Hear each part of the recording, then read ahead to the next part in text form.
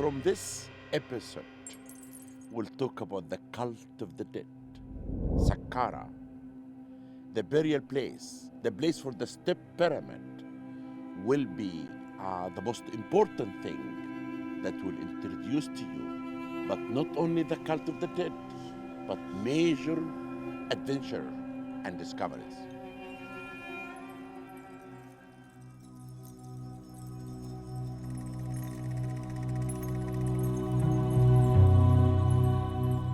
"5,000 years ago, a nation started to build monuments destined to last through the centuries. They drew up a writing system in which they could hand down their thoughts and achievements to future generations.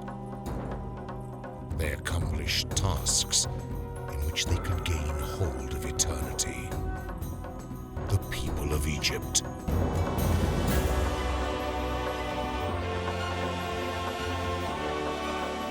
The Egyptians show that their sky differs to the others, that their enormous river possesses a nature of a kind unlike other rivers, and even their customs and laws are almost always the opposite to those of the rest of mankind.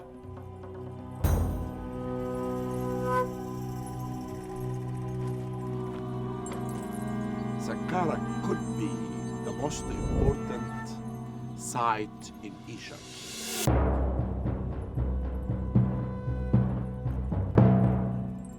Because in this site, the kings of Dynasty II were buried here more than 5,000 years ago. But the most important thing about Saqqara is the Step Pyramid, the oldest pyramid in Egypt. That built by this genius architect, Imhotep, who designed the pyramid of Djoser, the first king of Dynasty III, for the first time from a stone. No place in Egypt can compare with Saqqara. When you come with me and you enter under any pyramid or reveal any discoveries, we reveal magic and mystery. We reveal secrets from the sand. For thousands of years, the necropolis in Memphis was used as a burial ground for people from every walk of life, from the very poor to nobles and pharaohs. An ideal location, therefore, from which to study the various ways in which one of the most sacred aspects of Egyptian civilization manifests itself: the cult of the dead. The ancient Egyptians believed in an afterlife, perhaps even more important than their lives on Earth. Conceptions of this afterlife changed over time and according to social status, but in general, it was thought to be, at least in part, an echo of the ideal life on Earth. The ancient Egyptians imagined that their dead could eat, drink, breathe, enjoy their families, and carry out many of the activities that they had considered important during their lives. Several things were considered essential for a successful afterlife. One of these was some sort of tomb, and another was the cult of the dead. Egyptian tombs, whether royal or private, consisted of two principal parts. The burial place was where the body, ideally mummified and protected by coffins and sarcophagi, was stored, along with provisions for the afterlife. Associated with this was an area where the cult of the dead was celebrated. The cult of the dead would have been carried out by the heirs of the deceased, augmented in some cases by a professional priesthood. This cult would have begun with a properly executed funeral and continued, ideally for eternity, with a series of offerings of food and drink, burning of incense, and chanting of prayers. These rituals would have served to sustain the deceased in the afterlife and also to commemorate their lives on Earth, making their names live forever. The Egyptians were practical people and knew that their cults might not be carried out forever. So they created various magical substitutes, such as the scenes and texts we find on the walls of their temples and their chapels. The Egyptians considered death as the passing from this world to the afterlife. But the journey was a risky one, and there were many obstacles which could prevent the soul of the deceased from reaching the afterlife. During the Old Kingdom, they used a selection of texts, now called pyramid texts, which were inscribed on the walls of the pyramids in order to overcome these dangers. These spells not only guaranteed the pharaoh's ascent to the gods, but also his reunion with Ra, god of the sun. The oldest example of these spells was discovered in 1881 inside the Pyramid of Unas, the last pharaoh of the 5th dynasty, who reigned around 2350 BC. The spells probably already existed in that era, but were only read out during the king's funeral service. It was Unas who decided to inscribe them on the walls of his pyramid. The purpose of this was to show his soul what it needed to do to reach the afterlife safe and sound.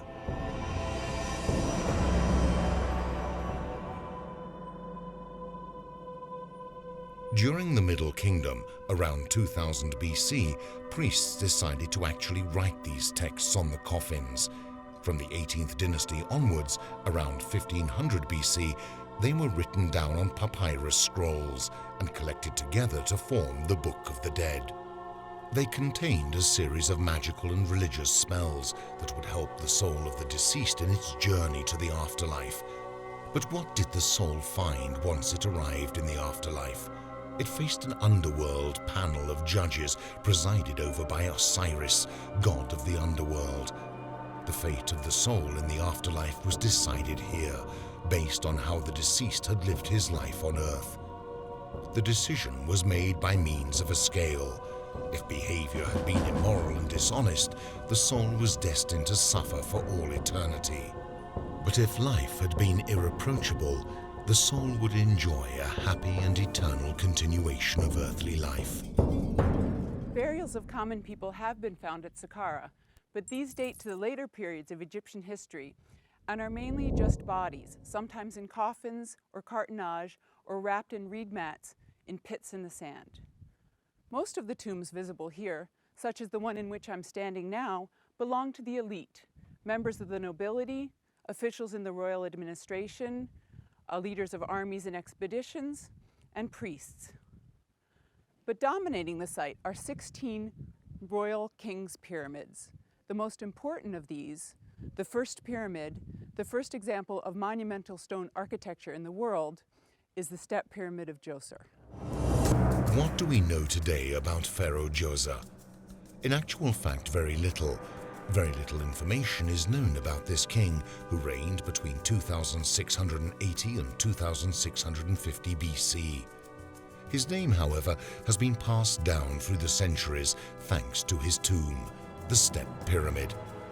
With its imposing size and 60-meter-high structure, this masterpiece has dominated the view of the Saqqara necropolis for 4,700 years. The pyramid's external shape makes it immediately recognizable and has helped to make it one of the most famous ancient Egyptian landmarks. In the beginning, the tomb was just a bed, was dug in the ground. And after this, pharaohs found out that rains go through the body. Wild animals attack the body. So they start to cover this bed with some wood to protect it. And after this, they get idea to develop the tomb from just a bed. So they start to build two buildings, superstructure above the ground and substructure under the ground. And after this, the architect immediately covered the main shaft, the bed, with a cedar wood beams. And he built above it. He built a superstructure. He built mastaba. He built the first step, okay? And he did some additions to the sides. And he built the second step, third step, the first, the fourth, the fifth, the sixth, to get a step pyramid. The question now, why?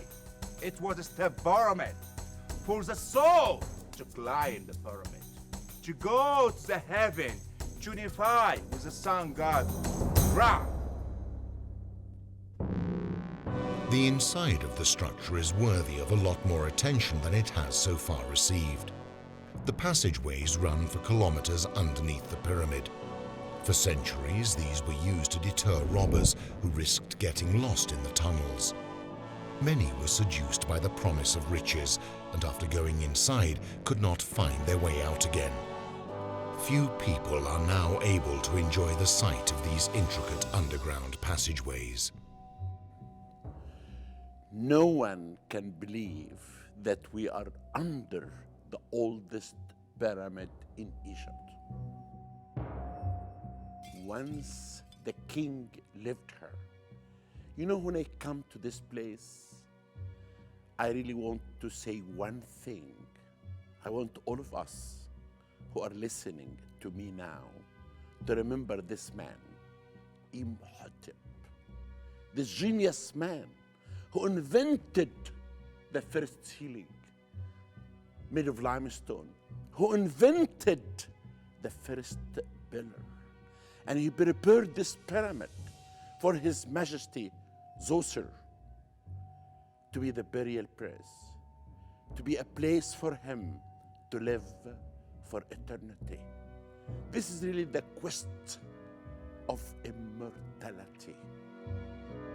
Restoration work is now mainly concentrated on the Pharaoh's burial chamber, which was damaged when part of the ceiling collapsed. As well as covering the entire floor, the fallen beams and large blocks of stone broke Djoser's magnificent sarcophagus into several fragments. Despite the damage, this sarcophagus still provides a precious testimony to the technical and engineering skills of the ancient Egyptians. People wonder all the time how the Egyptians were able to bring a huge lid like this, a huge sarcophagus like this that weighs more than 20 tons. And they bring it to this burial chamber. I can explain it to you. You will not believe it. They fill all this place with sand. And they bring the sarcophagus from that tunnel and they put it above the sand. And they take the sand from down and the sarcophagus will come down. This is to show how those Egyptians, the great people, were really thinking, using their mind more than using their muscles. Traveling along the many kilometers of passageways under the Pyramid of Steps, other chambers can be reached, some of which were of great ritualistic importance.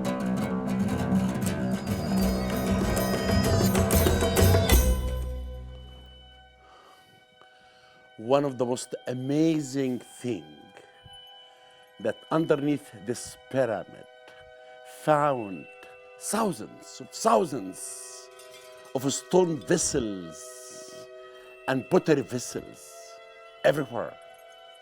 This is the offering room that with you now we can smell the past of mystery and magic.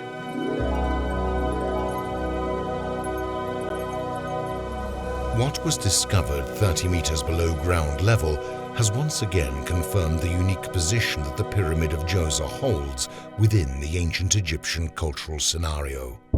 The pyramid was the tomb for the king, and the burial chamber was like the bedroom in his palace, because the pyramid was a symbolic palace.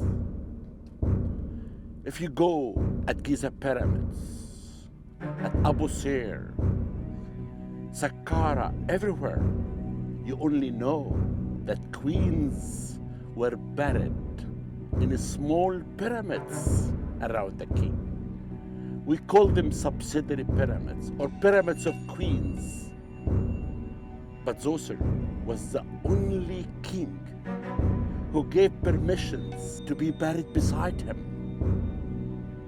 And he made for them beautiful sarcophagus made of alabaster. The queens of Djoser were very near to his heart. I do feel that Djoser gave permission to the genius architect Imhotep to be buried with him in this unique pyramid.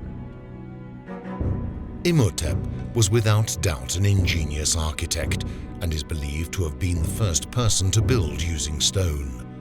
Thanks to his insight, men started using more solid and durable materials, and as techniques evolved, they learnt to build bigger, taller, and more imposing constructions.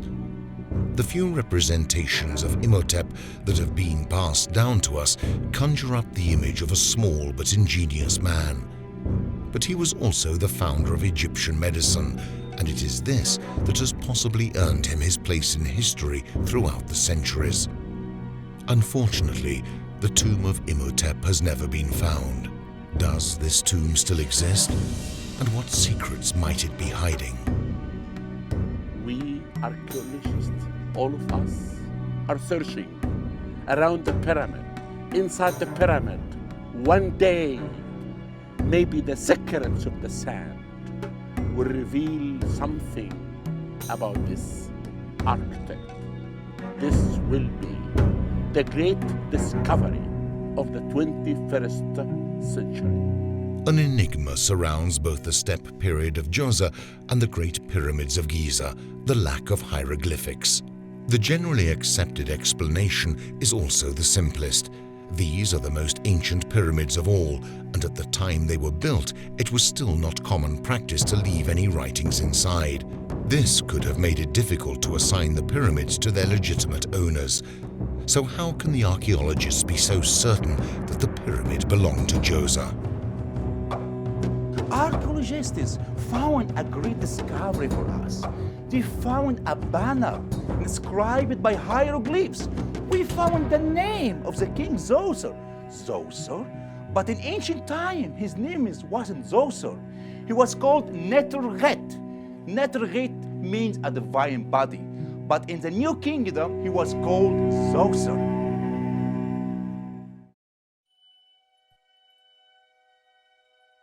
The Pyramid of Djoser is the largest and most ancient of all the royal burial complexes in the ancient necropolis of Memphis. But it is not the only one. There are also several pyramids at the Saqqara site, all in various states of preservation. But each one has a story to tell. In many cases, the story is still waiting to be told. I'm taking you to another adventure, going inside one of the most amazing pyramids. Very few cameras who entered inside. The pyramid is amazing, and the stories about the discovery is so unique that I will take you with me to see this pyramid of Tutankhamun, the last king of Dynasty 3.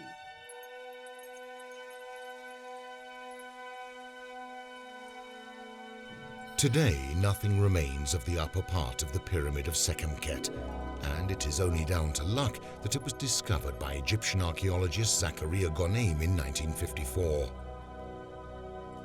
This discovery made him extremely famous and caused jealousy among those that had not succeeded in a similar feat. He was therefore wrongly accused of stealing antiquities. The humiliation of being repeatedly interrogated by the police distressed him so much that he actually committed suicide.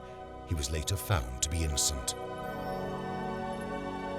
When Zakaria Goneim, this great Egyptian, found the burial chamber, he came here and found this sarcophagus is completely sealed, intact.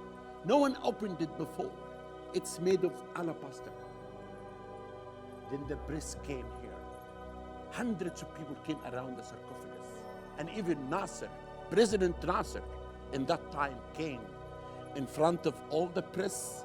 They opened the sarcophagus and they found nothing.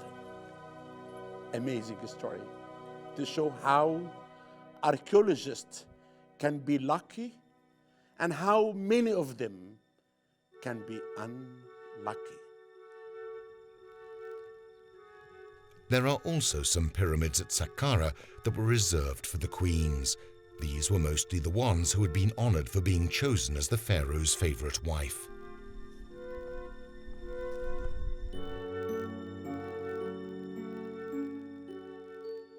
This site can prove that we found at Saqqara only 30% of our monuments. We knew that this pyramid behind me is the pyramid of Queen Khwit, but no one ever excavated this pyramid. We were able to discover this pyramid. Khwit was the wife of King Titi, the first king of Dynasty 6.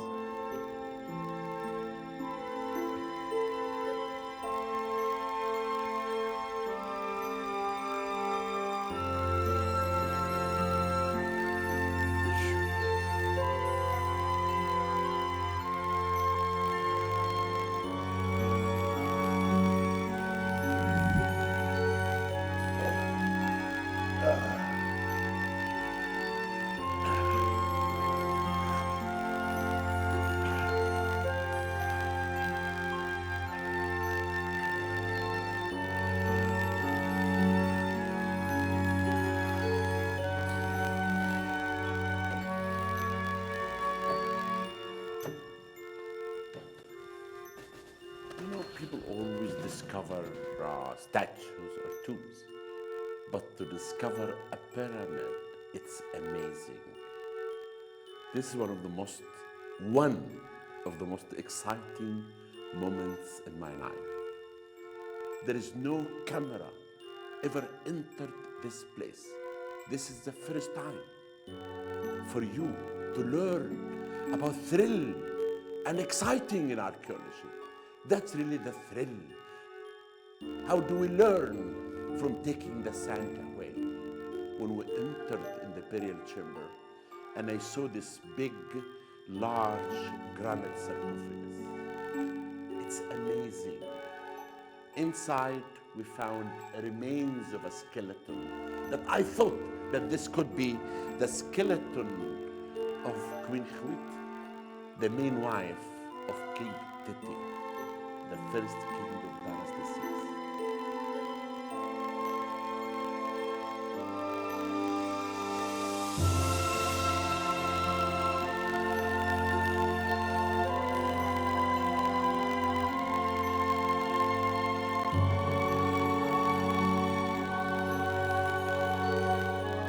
The sands of the desert hide things well. It is down to the skills of archaeologists to discover that which otherwise would be lost forever. It is these skills that led to the discovery of the so-called Headless Pyramid, which was found in the northern part of Saqqara. Just like the Pyramid of Sekhemkhet, nothing more remains of its upper part.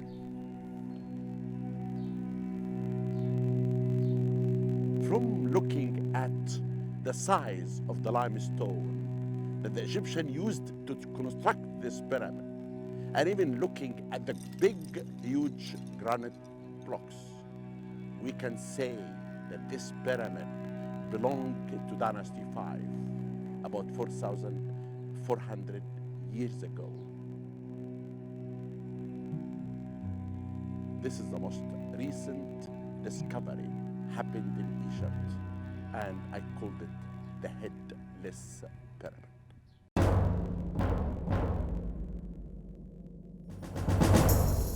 Many tombs in Saqqara are still with us today.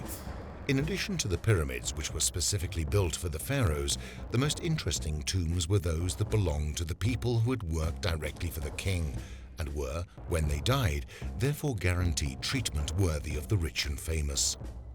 Also of interest is the tomb of the pharaoh's two beauticians. Nyank Khnum is on the left and Khnum Hotep on the right. The tomb was discovered in 1964, and since then a lot has been said about the picture of these two men. Some people believe them to be very close brothers who had chosen to be depicted in this intimate pose. But it was actually this pose that led to speculation that they were actually a homosexual couple. However, this theory is scorned upon by many Egyptologists. So, who actually were these two men? The hieroglyphics and the scenes depicted in the tomb show that they were colleagues. They were, more specifically, Pharaoh Djoser's beauticians. He was one of the kings of the 5th dynasty and reigned about 2450 BC. Looking after the king's appearance was a very important job, and so they were very highly rewarded. The same can be said about another tomb discovered in 1964, that of Erupkapta, a butcher who, like the beauticians, served Pharaoh Djoser. Although he wouldn't have had the same privileges, he probably earned a lot more money. His tomb was dug into the rock and would have taken 10 years of uninterrupted work to complete, and would have required significant financial resources. A mystery surrounds this tomb. An incomplete bas-relief and only partly finished walls prove that the tomb was never completed. Could the butcher have died prematurely before he could finish his tomb?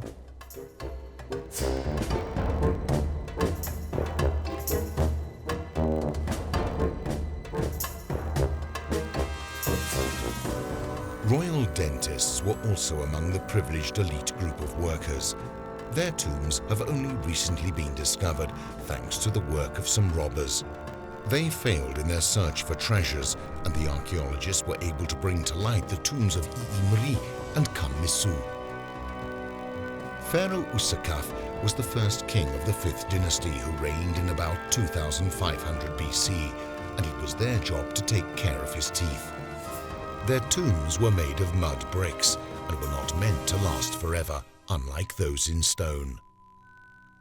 To guarantee that their bodies remained safe, they resorted to the most obvious solution: a curse. The inscription on one of the tomb doors is clear. Whoever violates the sacredness of this place will be eaten by a crocodile. Unfortunately, the threat didn't have the desired effect, but it shows us that they all resorted to curses in order to protect their eternal resting place. From humble dentists to pharaohs. Death shall rapidly descend on those who dare to disrupt the pharaoh's sleep. This threatening sentence was inscribed on Tutankhamun's tomb, which was discovered in 1922 by English archaeologist Howard Carter. Funded by the rich English nobleman Lord George Edward Carnarvon, Carter had been excavating in the Valley of the Kings for 10 years. But shortly before abandoning the search forever, he found the entrance to the tomb. Treasures were found in the tomb, the like of which had never been seen before. There were more than 5,000 antiquities crammed into a few square meters. Most of it was pure gold, and all of it priceless. It was the archaeological discovery of the century. The news soon traveled around the world, but what held the public's interest more than anything else was the curse of Tutankhamun. With the death of Lord Carnarvon only a year after the discovery of the tomb, belief in the curse took hold. In truth, very few fell victim to this alleged curse. Howard Carter died in 1939, 17 years after the discovery. Tutankhamun's anger should have been directed at Carter more than anyone else. If the curse had really existed, Carter should have been the first one to be struck down. Yet what seems to be just superstition does actually hold an element of truth, and a scientific explanation too.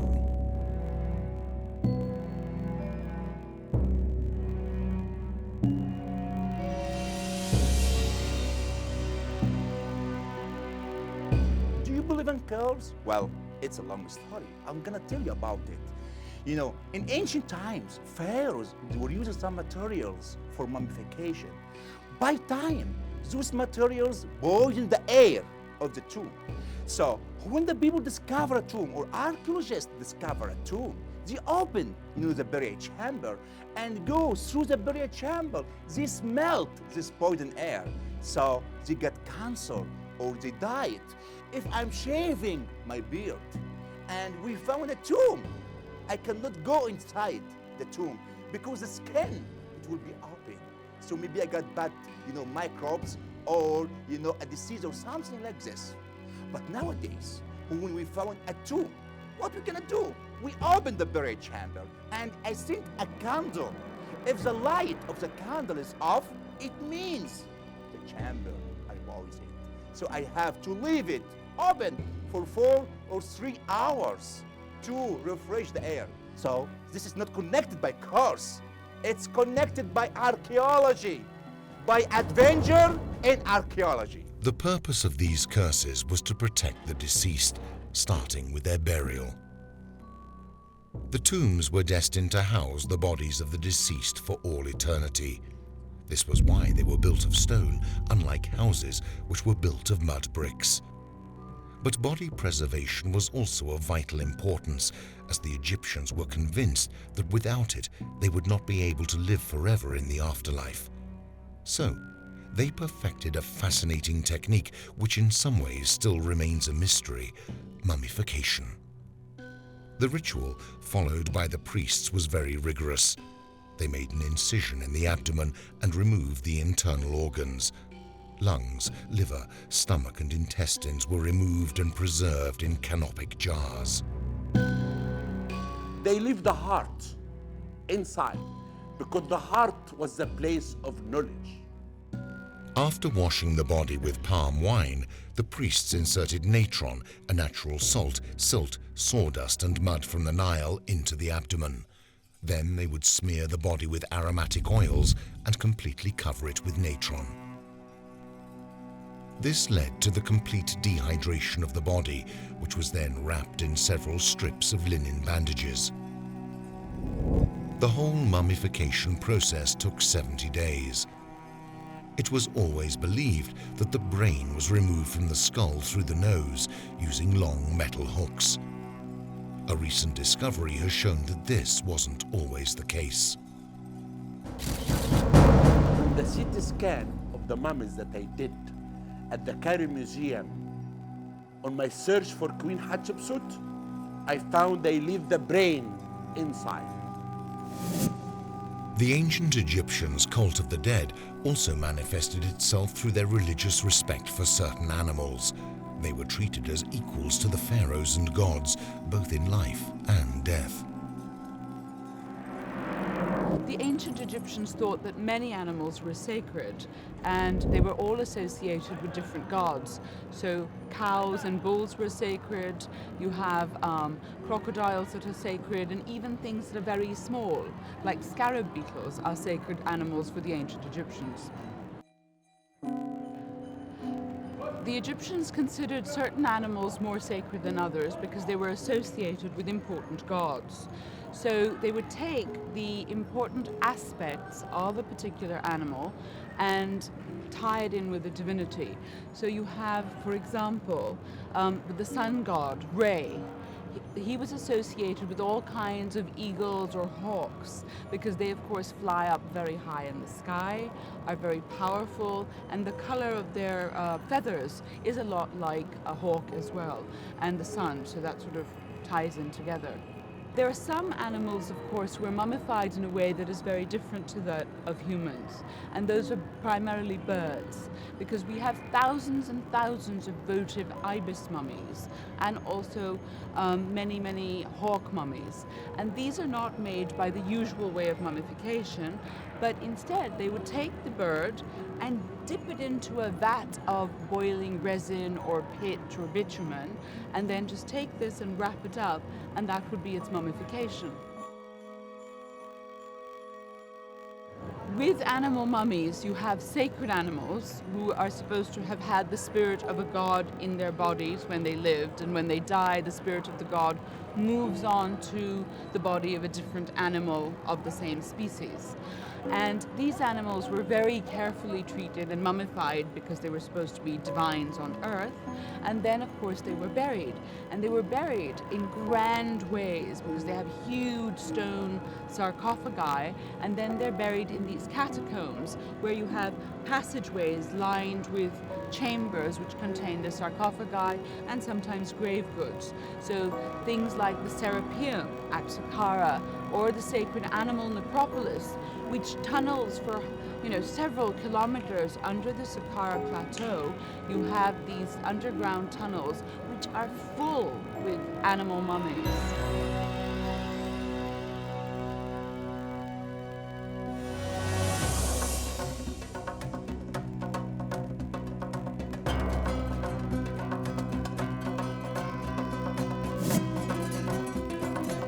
The Serapeum in Memphis is the cemetery of the sacred Apis bull, which was believed to be the living manifestation of the god Ptah, creator of the world.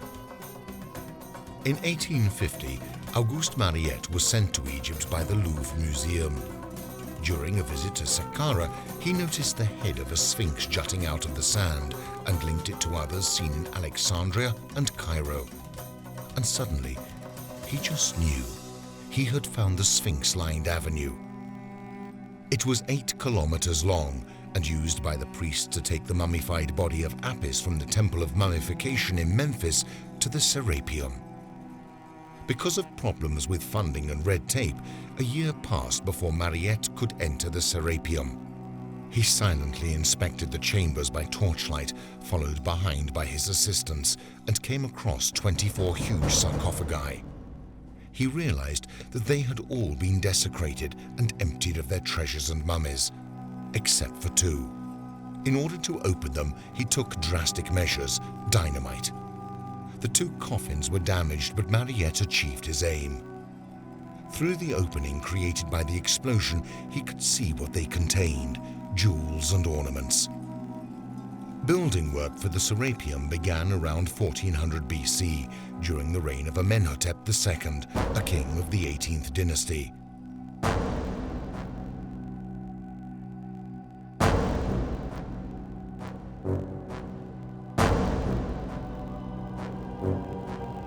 We can tell that the complex was suddenly abandoned when the Romans conquered Egypt in 31 BC by the fact that an unfinished coffin was left abandoned in one of the galleries.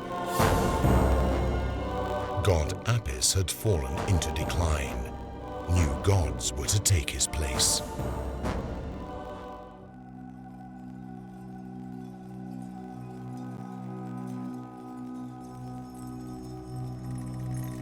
The ancient Egyptians were firmly convinced that there was an afterlife. The monuments, the texts, the tombs, and the entire cultural heritage they left behind help us to understand how important an eternal existence in the afterlife was to them. But they have given us very few indications of how they perceived their earthly lives.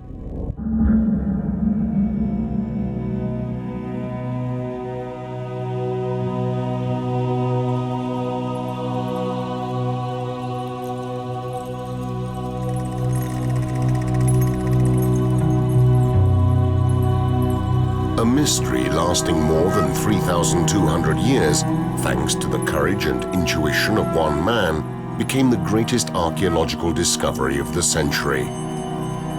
A forgotten pharaoh took his rightful place in history. The boy king, Tutankhamun. The discovery of the tomb of Tutankhamun was the most important discovery ever happened in history. The discovery happened on November 4th, 1922, when Howard Carter was excavating in the valley and the water boy found the entrance, and Howard Carter came, looked at the entrance, and he found the tomb that he was searching for 5 years.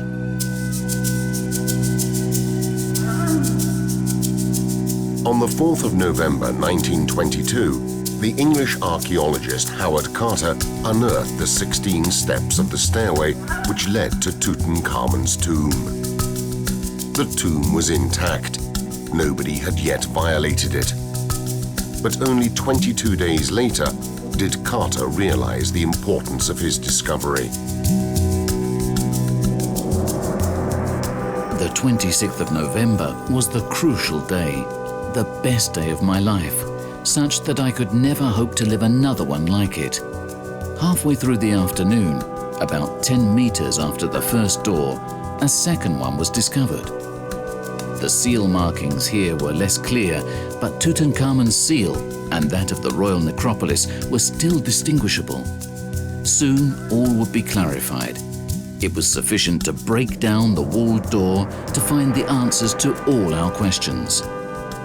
Gradually, with what seemed to us to be exasperatingly slow, all the rubble covering the lower part of the door was cleared away, and finally the ceiling wall became entirely visible. This was the decisive moment. Facing this wall, perhaps Howard Carter didn't even imagine to be one step away from the archaeological discovery of the 20th century, an event that would have made his name immortal, together with that of the pharaoh whom he was about to bring to light, Tutankhamun. Tutankhamun, up to that moment, a name forgotten over the centuries, a pharaoh who did not live long enough to leave a tangible sign of his earthly life, a pharaoh whose name did not even appear in the royal lists of the dynasties of ancient Egypt. Such lists, in fact, were interrupted from Amenhotep III until Horemheb, omitting the names of 4 sovereigns, the so-called heretic pharaohs, Akhenaten, Smenkhare, and of course Tutankhamun. Tutankhamun was one of the kings of the 18th dynasty, and he was the youngest king. He died with the age of 18 or 19, and it became a kind of a secret or a mystery. How did he die? The boy pharaoh lived and reigned in one of the most controversial periods of Egyptian history. He became king shortly after the death of Akhenaten, the sovereign who carried out a social, political, and religious revolution without precedent. The Egyptian pantheon was replaced by a unique god, Aten, the sun, for whom Akhenaten had an entire city constructed, Tel El Amarna, and closed all the temples dedicated to all the other gods. Upon the death of this pharaoh, a turbulent period followed, during which the priests of Amun, the primordial god, succeeded in bringing the situation back to normal. Tutankhamun brought the religious center of the country back to Karnak, and many of the work that Akhenaten had done to change to the worship of the Aten and to proscribe the worship of Amun-Re was undone. The religious center moved back here. Amun-Re became the most important god again. Akhenaten's temples were dismantled and again reused in other monuments. What's nice about that is that they've been preserved, unfortunately, in fragments. In the year 1339 BC, with the support of the same priests, Tutankhamun became pharaoh when he was only 9 years old. Before the discovery of his tomb, named as KV62, very little was known about the young king. Today, instead, he is known much more than any other pharaoh of ancient Egypt. Yet there are some aspects of his life that still remain shrouded in mystery, such as the identity of his parents. If you look at the family of Tutankhamun, actually, as I said before, there is some scholars believe that his father was Amenhotep III. I really do believe that his father was Akhenaten. His mother, I believe she was Kia, but some people still believe it could be Nefertiti. We really do not know. Even without existing archaeological evidence that provides definite answers on the ancestry of Tutankhamun, it seems anyway certain that he was born and lived his early life at Tel El Amarna. This hypothesis is suggested by several facts. In the first place, his name during the first years of his life was Tutankhaten, that is, the living image of Aten. The royal tomb of Amarna, as well, has a wall with the representation of the funeral of Nekhetaten, one of the daughters of Akhenaten and Nefertiti. According to one theory, Meketaten died in childbirth, giving birth, in fact, to Tutankhamun, represented as a baby in the arms of a foster mother. According to some experts, however, the boy pharaoh was the son-in-law of Akhenaten because he married one of the daughters of the heretic pharaoh and Nefertiti. However, there is another theory that seems the most probable. We think that he was the son of Akhenaten. Let's say 90%.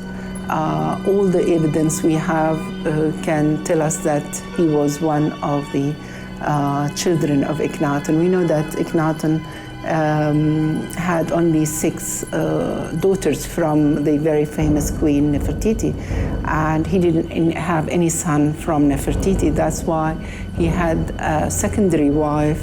Her name was Kia, and Kia bore that son for Akhenaten.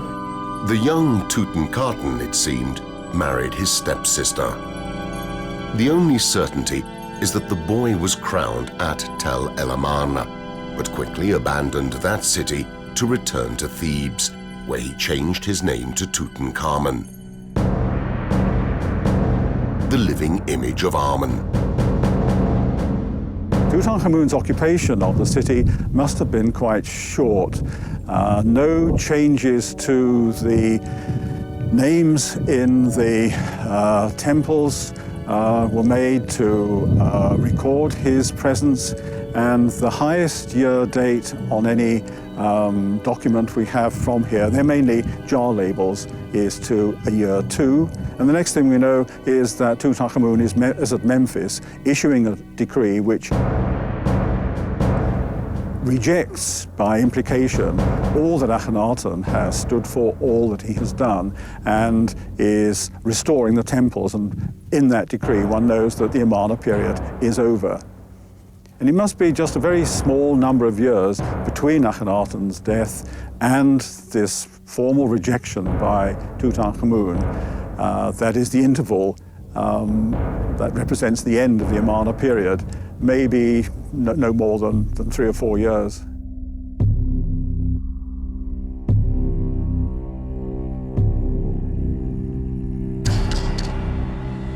The first task facing the extremely young pharaoh was to reintroduce the cult of Amun. This land was plagued by evil. The sanctuary of the gods was falling into ruins. I have prayed the gods and the goddesses to help me, but they have not listened to me. I have worked constantly to regain their favor. When I arrived, I found their temples destroyed, the sacred places profaned, and the courtyards covered with weeds.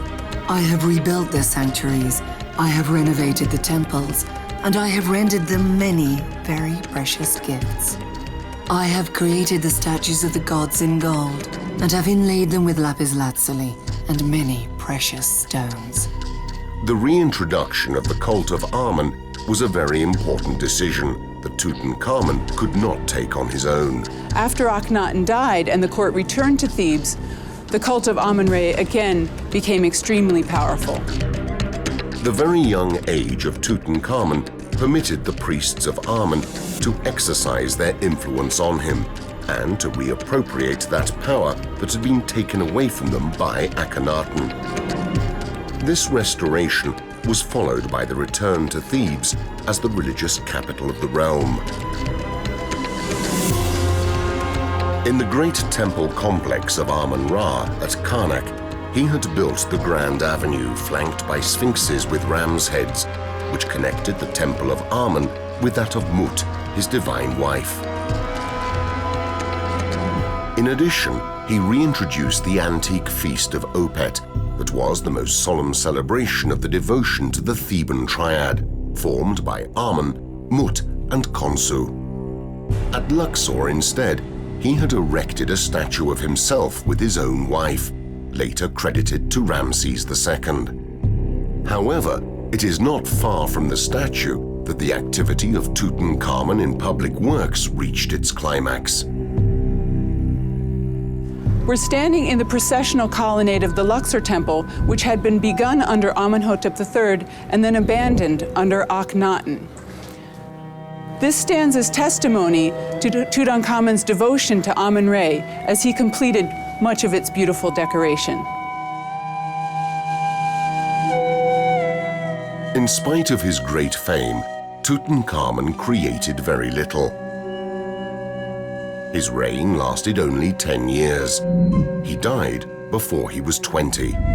His was a sudden death and took all by surprise, including those who were working on the construction of his tomb. The place for his eternal sleep, in fact, was still not ready when the boy king died, and his embalmed body was hastily placed in another resting place, not worthy of welcoming a king. In fact, it is a rather small burial place, formed by a short corridor which leads to an antechamber in front of a small area called Annex, in which were conserved the objects and the food of which the pharaoh would have need in the netherworld. From the antechamber, the burial chamber and the small treasury are reachable. Overall, the tomb is of modest dimensions, not much more than 100 square meters, but it is one of the most fascinating and important places associated with Egyptian history. The fame of Tutankhamun, in fact, really results from the discovery of his tomb, the only one found not violated in the Valley of the Kings, thanks to the tenacity and the intuition of Howard Carter. From 1907, Carter excavated in the Valley of the Kings, financed by George Edward Herbert, Earl of Carnarvon, but for many years the excavations had not produced the expected results. Only after years of research, finally on the 4th of November 1922, the English archaeologist found what he was looking for.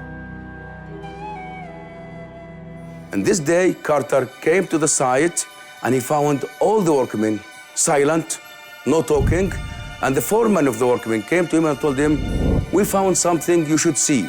And he came with him to this site and to this place, and he showed him the first step to this tomb. And that time, Carter did not know that he would find the tomb of Tutankhamun, but he was sure that he found something so important finally in the Valley of the Kings. So he began to follow the steps down to the tomb.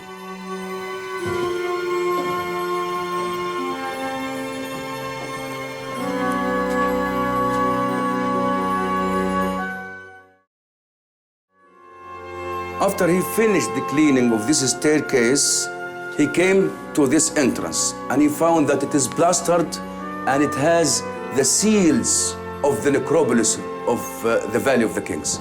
In that time, according to James Henry Breasted, Carter called him to read together the name which in these seals impressions, and they found that this is the seals with the cartouches of Tutankhamun.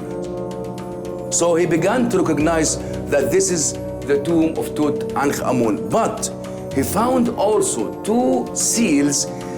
Seemed that the tomb was opened after the period of Tutankhamun. So he had some doubts that the tomb was robbed in antiquity. So, these two seals in this sealed door gave him some doubts about if the tomb was intact or no. But he continued to excavate and he sent to Lord Carnarvon to come to join him in this discovery. So Lord Carnarvon came until he finished this corridor and reached to the other entrance.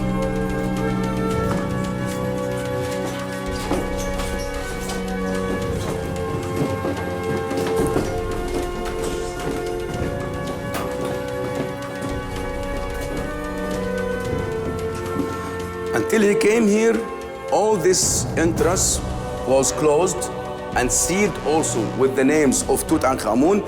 And here in this spot, Lord Carnarvon joined him.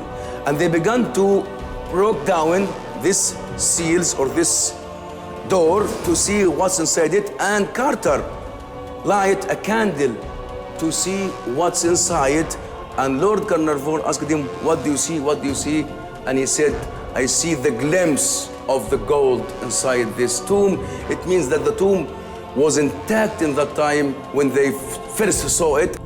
And he found also with Lord Carnarvon for the first time that the tomb was full of objects, thousands and thousands of objects. The tomb was stuck with objects. So it was a great moment for them. This what they said together is now in every book of Egyptology, because this was a great moment for the history of Egyptology, and also it was the first time we found, or they found, an intact tomb in the Valley of the Kings.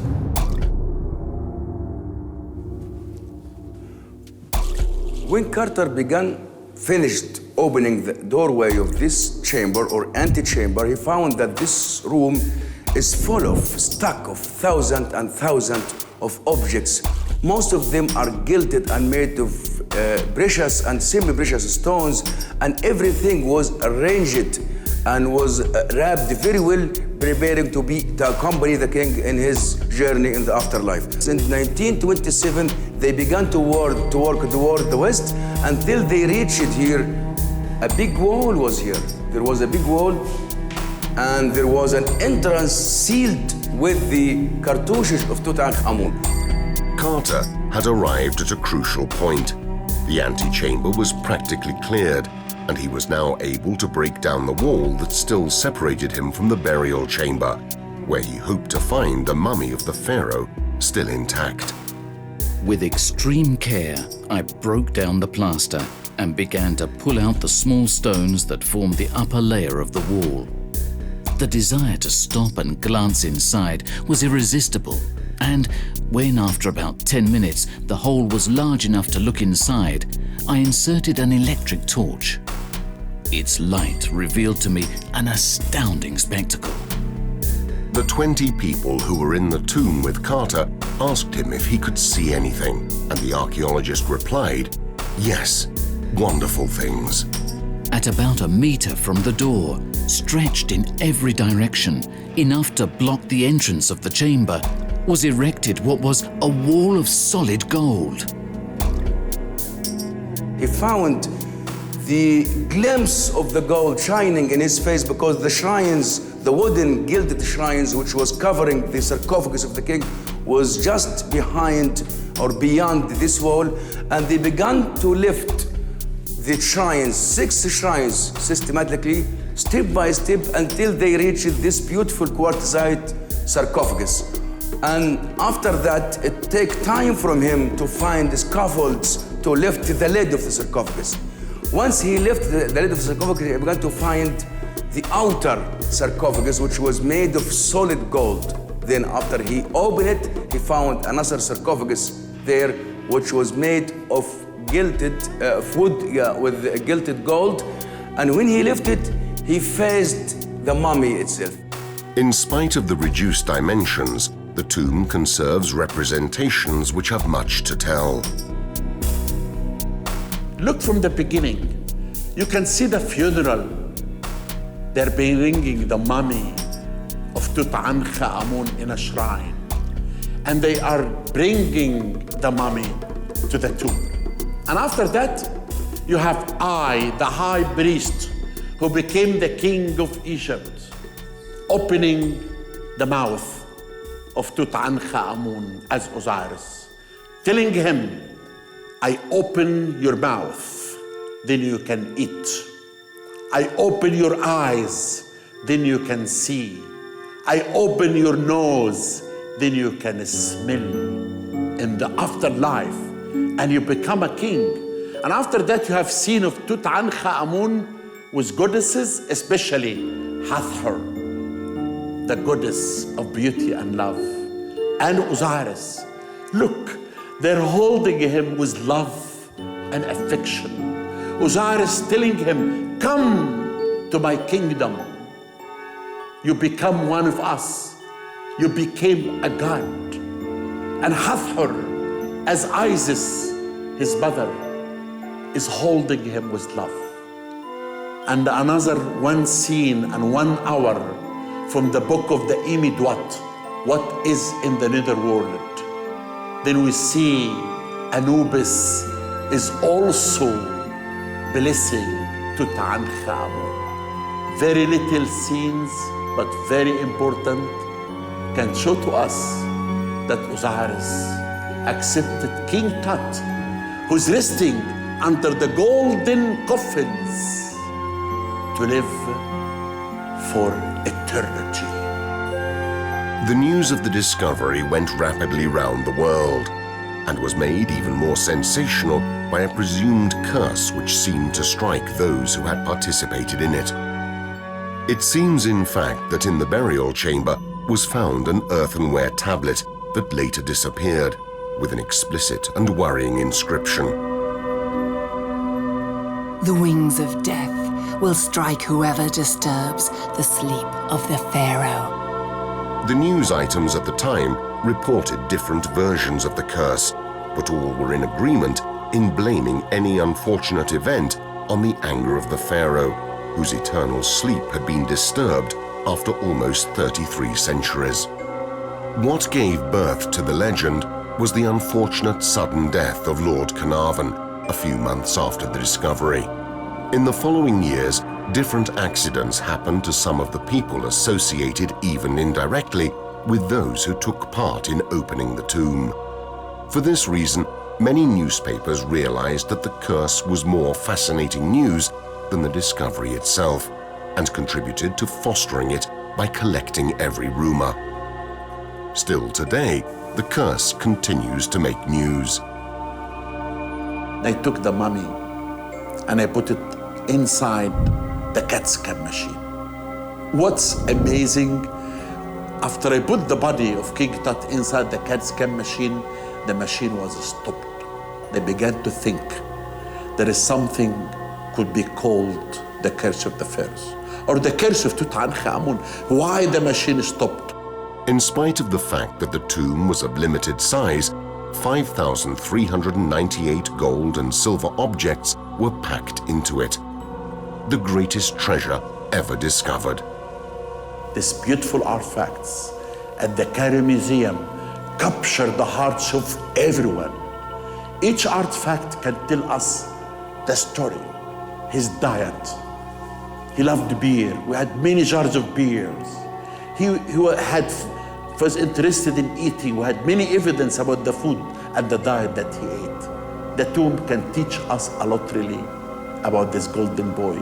Ruled for a short period of time, but it was the time of the golden age. Tens of finely worked alabaster vases and animals were recovered. The treasury, for the most part, was occupied by a gold reliquary that was protecting the 4 canopic jars in alabaster containing the internal organs of the young pharaoh. 3 splendid funeral bedheads in gilded wood occupied an entire wall of the antechamber, where over 700 objects were recovered. Among these, a splendid golden throne with one of the most rare representations of Tutankhamun with his principal wife, Ankhesenamun. The royal couple is represented in a moment of great intimacy, with the wife who spreads a perfumed ointment on the sovereign's body. The 2 young people are represented with only one sandal on their feet, a demonstration of the eternal love that they had sworn, both in good times, represented by the foot with the sandal, and in bad, referring to the bare foot. We have a very small shrine, gilded shrine. That shrine is covered with wonderful and beautiful scenes of Tutankhamun and his young wife in different poses. So these objects we have here are showing us that both were really in love, in spite of the fact that they were very, very young when they got married. Tutankhamun married Ankhesenamun shortly before being crowned at only 9 years of age, and with the passing of the years, their love became great. They were in love. Everything in the tomb can show this. It's shown in the objects. The throne, go to the Cairo Museum, and you look at her, she's leaning on him, touching. When he died, she put that flower. And we know He had no children, actually. The only evidence that we have is the fetus that shows that maybe he had two fetus. They were born, died like this. And we are hoping that we will take some samples for DNA between them and Tutankhamun to find out the relationship between them and King Tut. But of all the objects recovered in the tomb, absolutely the most precious were recovered in the burial chamber. The body of the pharaoh was protected by 4 shrines in gilded wood, one inside the other. Inside them, a large sarcophagus in quartzite contained another 3 sarcophagi, the first 2 also in gilded wood, and the third in pure gold. The lid was raised using the gilded handles, and the mummy of the pharaoh appeared. More than 3,000 years had passed since human eyes had looked upon the inside of that coffin of solid gold, and time, in proportion to the brevity of human life, seemed to lose any common perspective. Before our eyes, finally, was laying all that remained of the young pharaoh, who up until now, for us, had only been the shadow of a name. The face of the mummy was protected by a wonderful pure gold mask that reproposed the physiognomy of the pharaoh. The most beautiful object on earth, the golden mask, that I can feel it's talking.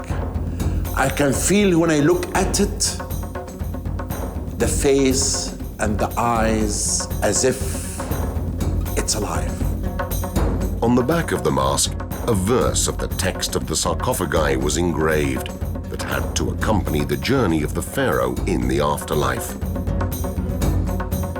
Hail to you, you who are kindly of countenance, owner of eyes which see, whom Anubis knit together, whom Ta-Sokar exalted, to whom Shu gave the supports, kindly of countenance among the gods, whom Re gave to Osiris for the secret thing which was done against him in order to end the injury by Seth against him. May you make him to be a spirit. May you subdue his foes for him. May you guide him to the fair places of the realm of the dead. May you smite the confederacy of Seth for him. That I be one who is enduring. Enduring is what has been commanded, even enduring like Re forever.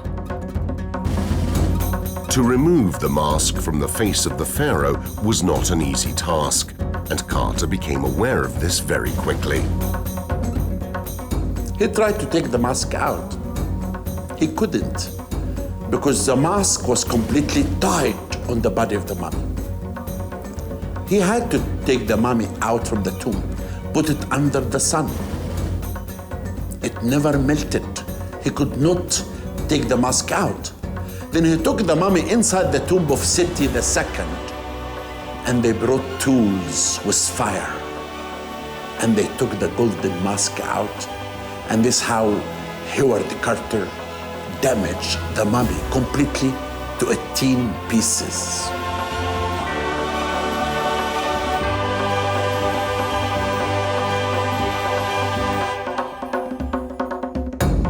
The activities of Carter and the following studies on it have left the mummy in a disastrous state. In recent years, many steps have been taken in order to safeguard its state of conservation. I looked at the body, I said, I have to save this man. I have to save this golden boy, because the breathing of the people who enter inside and the dust can damage the mummy more. And that's why I came in November 4th of 2007, the same day that the tomb was found 85 years ago. You cannot believe. The valley was full of hundreds of reporters from everywhere. The golden boy attracted everyone. And we designed this showcase in Germany, and I took the mummy from the sarcophagus and I put it here. The only good thing that people can see, they can see the face and the feet. And underneath, you can see they control humidity and heat. Then we can save this mummy for millions of years. The examinations have given surprising results, above all regarding one of the more obscure mysteries relating to the figure of Tutankhamun, the real cause of his sudden death.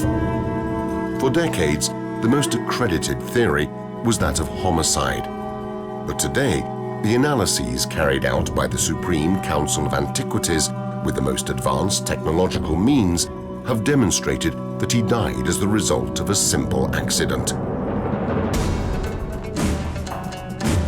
We discovered that he was not killed as the people thought in the last half or maybe in the last century.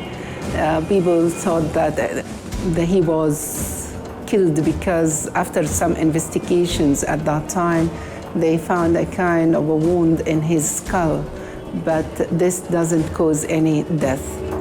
We found that he was not murdered.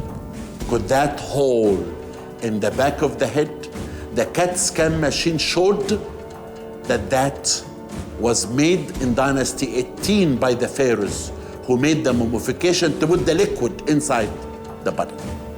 And I brought the mummy back, and I did announce that King Tut died in an accident because we found a fracture in the left leg. And that fracture was an accident happened to the golden boy one day before he died. But what kind of an accident? No one really can know anything about that. Yet up until that moment, it was thought that the circumstances of his death were very different. In 1968, the mummy was examined with X-rays. The results showed some suspicious stains at the height of the head. It was in this way that the theories of a plot and homicide took shape. There have been a number of theories as to how Tutankhamun died. One of the most popular was that he was killed by a blow to the back of the head. This was based mainly on a rather fuzzy X-ray that was taken a while ago. And from this fuzzy X-ray was built up a theory about how he was murdered, possibly by one of his advisors, Ai, or another of his advisors, Horemheb. Why in particular were Ai and Horemheb the principal suspects of this crime? Who were these two men? Ai, who according to some theories was the father of Nefertiti, was responsible for important duties during the reign of Akhenaten and was a member of the Regency Council that governed Egypt before Tutankhamun became pharaoh. The works of the construction of his tomb were initiated at Tel El Amarna, but were never concluded because with the death of the young king, the situation changed. Ankhesenamun did not want to marry any of the pretenders to the throne. She wrote to the king of the Hittites, My husband is dead, and I have been told that you have sons of adult age. Send me one of them, and I will make him my consort, and he will reign over Egypt. The Hittite sovereign consented and sent to the queen one of his sons. The prince, however, never arrived at the court of Thebes. He was killed during his journey towards Egypt by some assassin sent, perhaps by Ai. According to some theories, Ankhesenamun married the old pretender. According to others, she did not, and nothing further is known of her.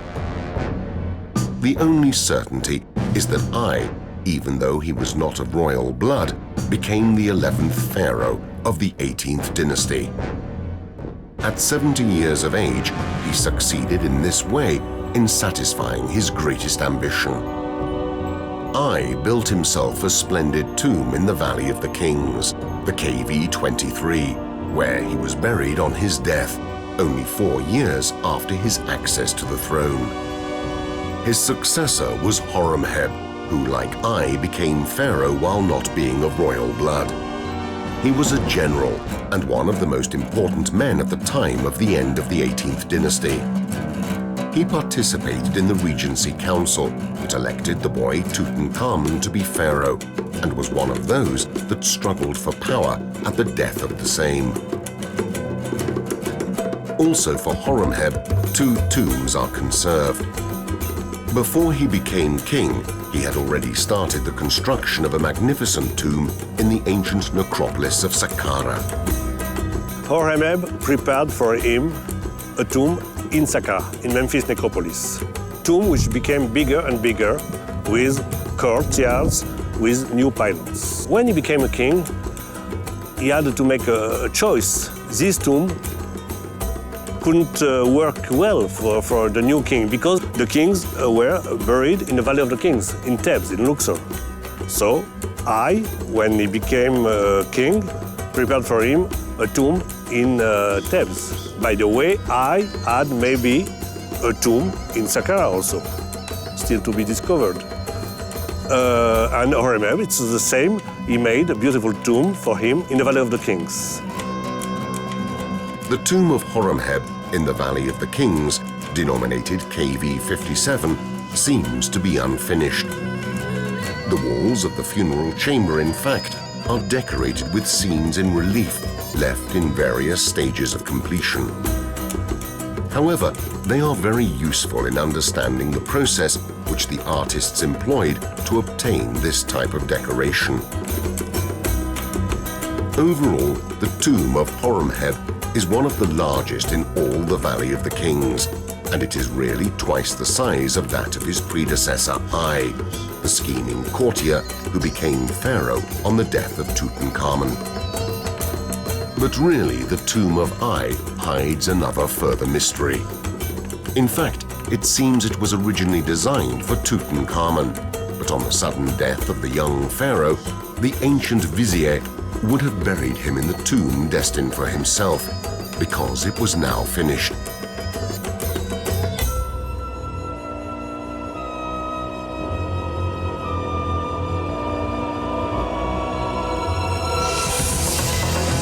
By sheer chance, it was exactly this tomb, the KV-62, which remained not violated for over 3,200 years.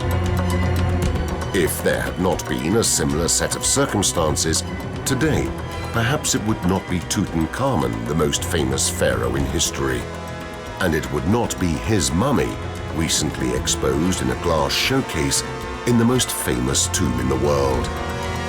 Today, it is possible to admire the face of the young pharaoh, a face that, in spite of everything, still hides many secrets.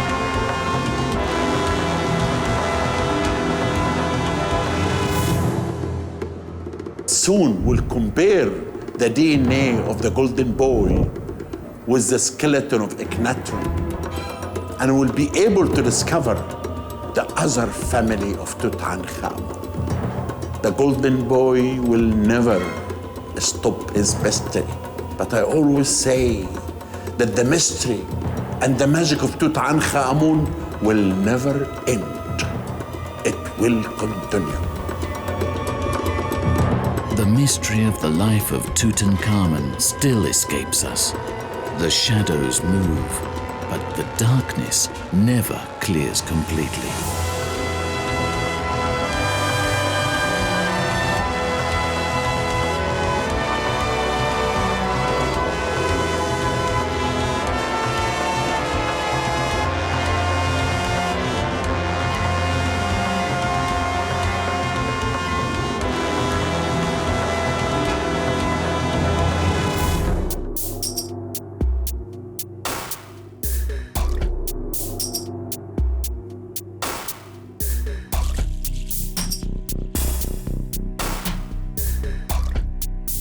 For 3,000 years, the pharaohs of ancient Egypt attempted to fulfill their greatest dream, immortality. There were different possible ways by which to succeed, and each chose their own. But only one, the greatest, tried them all, Ramses II. I'm introducing this episode to you, a story of a great king, the greatest of all the kings of ancient Egypt. You will go with me to his tomb and his temple to understand the quest for immortality.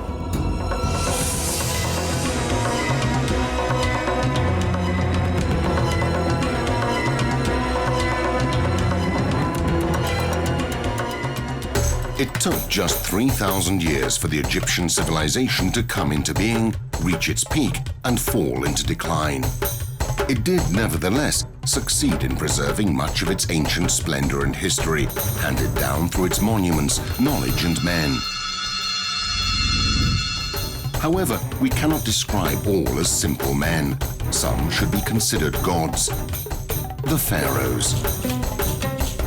Throughout the history of Egypt, many different pharaohs rose to the throne.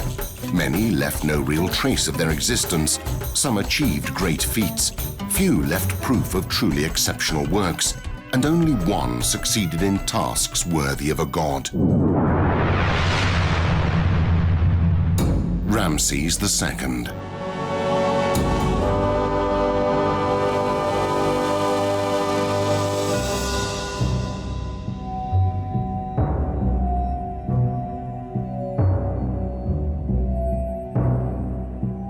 This is the tomb of Ramses II. It was the first tomb to be constructed at the entrance of the Valley of the Kings. And this tomb, you can see it's about 686 meters square large. It is the largest tomb in the Valley of the Kings. The tomb actually is for one of the kings who ruled Egypt about 66 years. Ramses II died an old man at around the age of 90 in 1213 BC.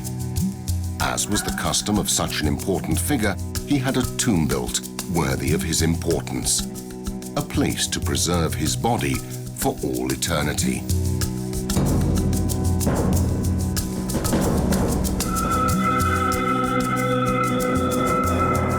The layout of KV7 tomb is very complex. The large burial chamber, raised up on 8 pillars that today have unfortunately suffered a great deal of damage, is accessed through a long corridor.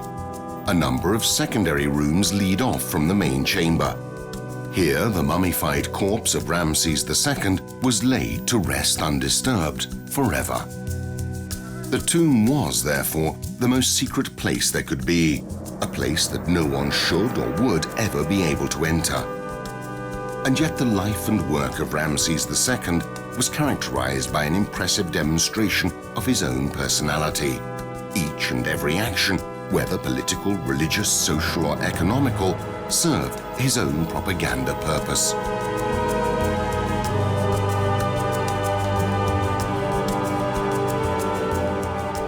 A prime example of this conduct is the Temple of Abu Simbel, ordered by Ramses II to show off his own personality and intimidate populations beyond the southern borders of Egypt.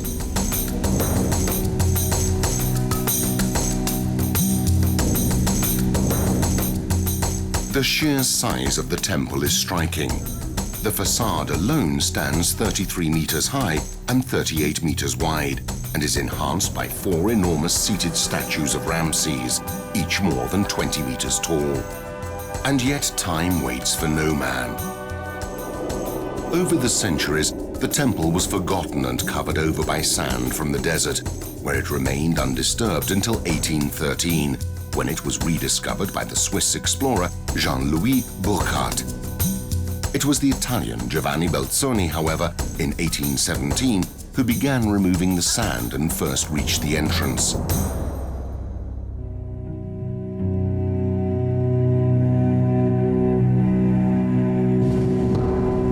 sight before him is the same enjoyed by visitors today. A large room decorated by tall statues of Ramses II as Osiris. This leads off to a series of other rooms. The walls are decorated with battle scenes, showing Ramses defeating and subduing enemy populations.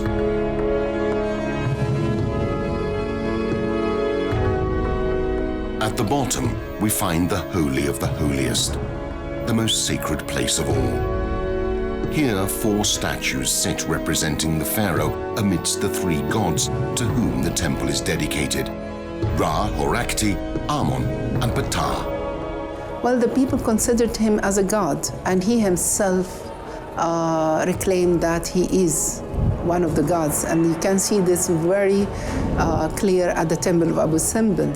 When you reach the Holy of the Holiest at the end of the temple, you find Ramses II is sitting beside other gods. So he is himself, he became himself a god. In 1960, the Egyptian government began construction work on the Aswan High Dam to create Lake Nasser. The temple of Abu Simbel would have been submerged by the new lake.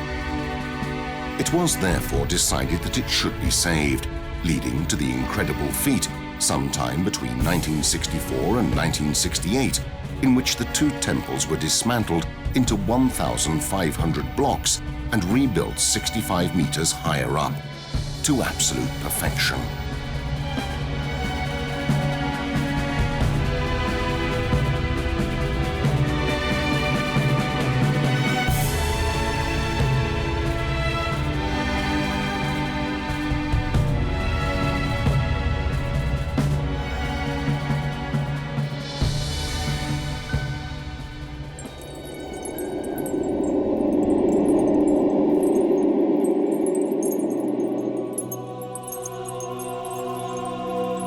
Before being moved, the orientation was studied in such a way that on the 22nd of February and the 22nd of October, the rising sun lit the statues at the bottom. After the work was completed, this phenomenon now takes place 1 day early. The side rooms are instead decorated with many images of Ramses II, together with the major divinities of the Egyptian pantheon.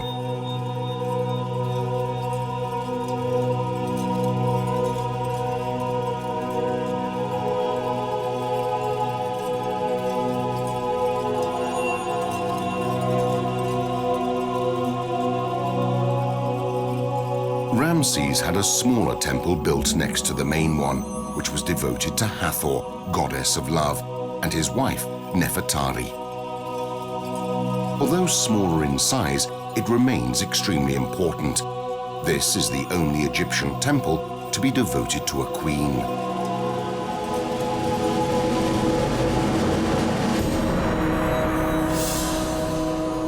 Nefertari was the first great royal wife of Ramses II, and also the most loved. She was chosen for his son by Sethi I when the young prince was just 15 years old. Despite this, the royal couple were greatly in love, as can be seen by her inclusion at her husband's side in many of his monuments, at times even depicted of equal size, and by the many works devoted to her. But of all these, the most beautiful and important by far is in the Valley of the Queens.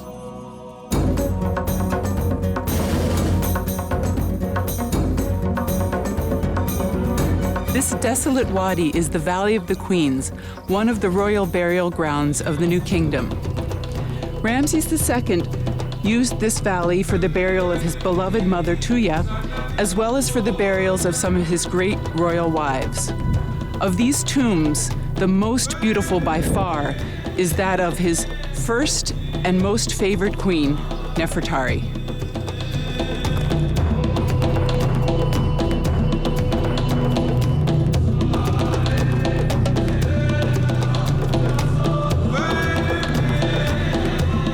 Still today, more than 3,000 years later, the tomb retains all its original splendor.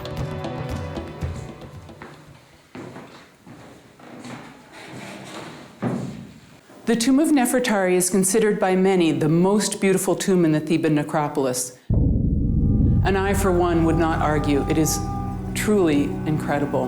Nefertari was the most important of Ramses II's 8 chief wives. She married her husband before he came to the throne, and until she died in the 25th year of his reign, she was his most important, his principal consort.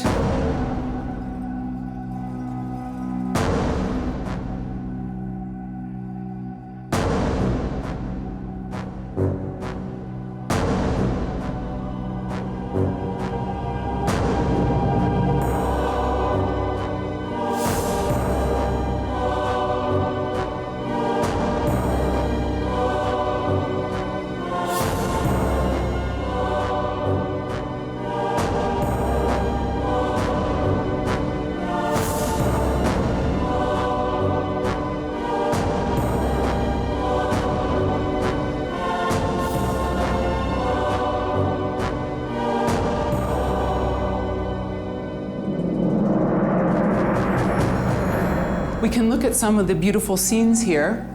Here we have Nefertari. This is actually a spell from the Book of the Dead. And here she is playing the game of Senet against an invisible opponent. You can see how beautifully she's drawn, and there she is sitting in front of the Senet game. We see Nefertari as a mummy being protected by Isis and Nephthys, who are the sisters of Osiris and help him be resurrected. So she's again playing the role of Osiris here.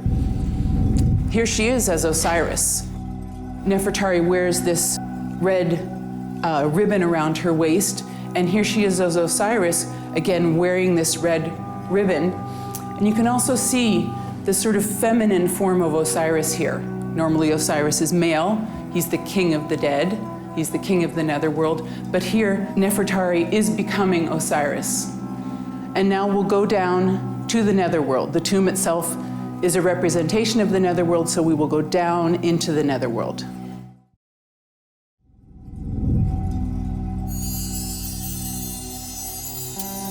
We're now in the burial chamber, the deepest part of the tomb. The tomb was discovered in 1904 by Ernesto Schiaparelli, and when he found the tomb, it had already been robbed, probably in antiquity. Did find, however, the decoration much more intact than it is now. The tomb is built in not very good rock, in very friable rock, and the decoration is on plaster that was used to cover the walls and then carved and painted. So it comes away easily from the walls and suffers very easily from things like humidity.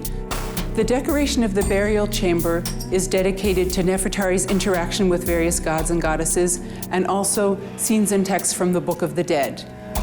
On this wall, we have Nefertari coming in and passing through the gates of the netherworld, which are guarded by these knife-wielding genii. Very interesting names. I particularly like the one in the middle, who has a woman's body, a lioness's head, and snake ears.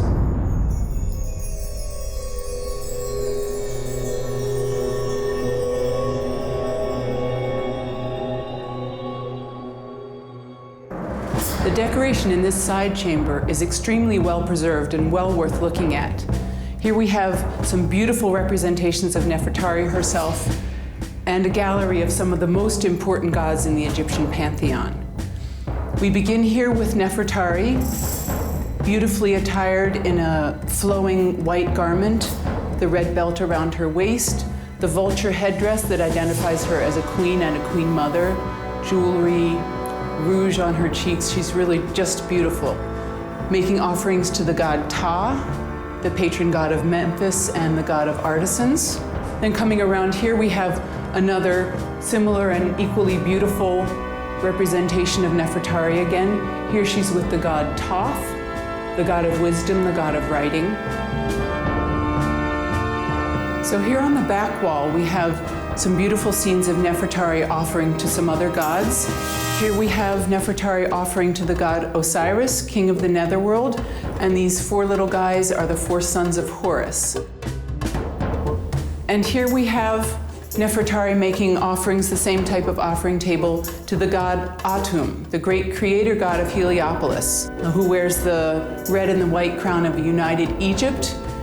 And also take a look here at Nefertari's cartouche. Her name is enclosed in this oval ring, like a king's name. In earlier times, it was only the king's name that could be in this cartouche, this oval ring that symbolizes eternity.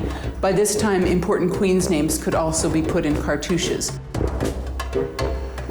So here on the side wall, continuing onto this wall, we have an image of Nefertari worshiping the celestial cows and one bull. And here we have one of the most interesting scenes in the tomb. When Nefertari dies, she descends into the netherworld and is joined with Osiris. And then in the darkest hour of the night, Nefertari/Osiris is joined by Re, and together at dawn, they are reborn and resurrected, and creation begins again. And this being is protected here by Isis and Nephthys, and they can be identified by their names, which they wear on their heads.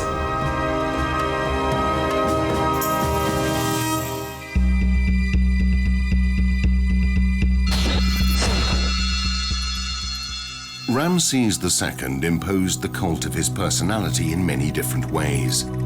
Perhaps the clearest of these was his enthusiasm to build, as shown by the expansion of the main temple complexes of Thebes, Karnak, and Luxor.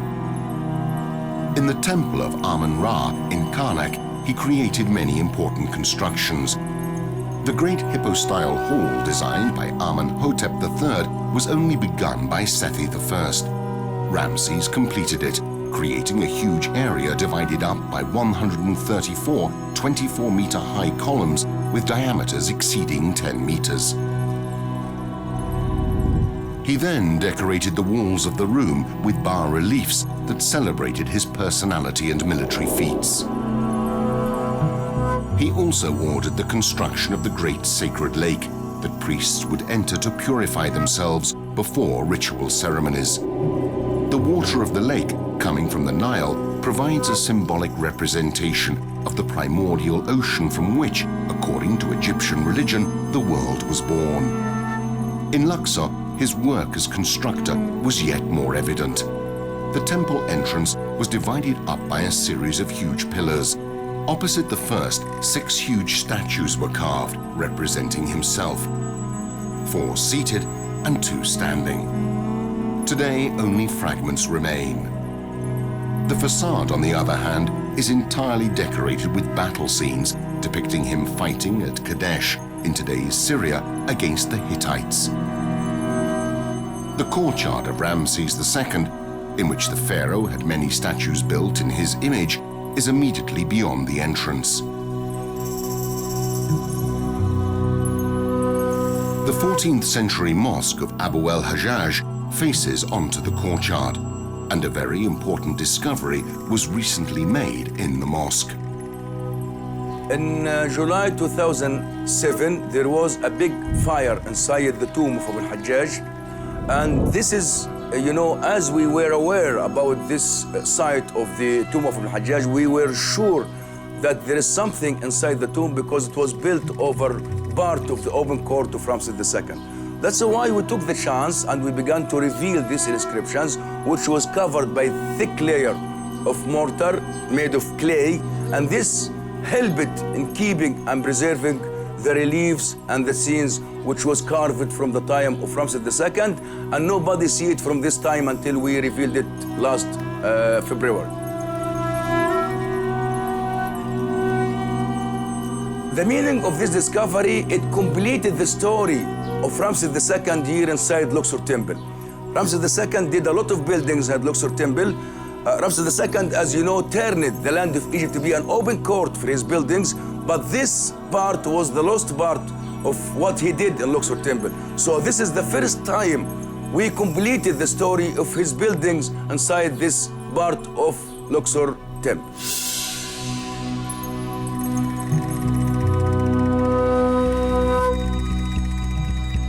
But Ramses the Builder did much more. He created many works of art marked with scrolls bearing his name, and monuments decorated with statues that showed his triumphs. The best example of his ideals is the Ramesseum.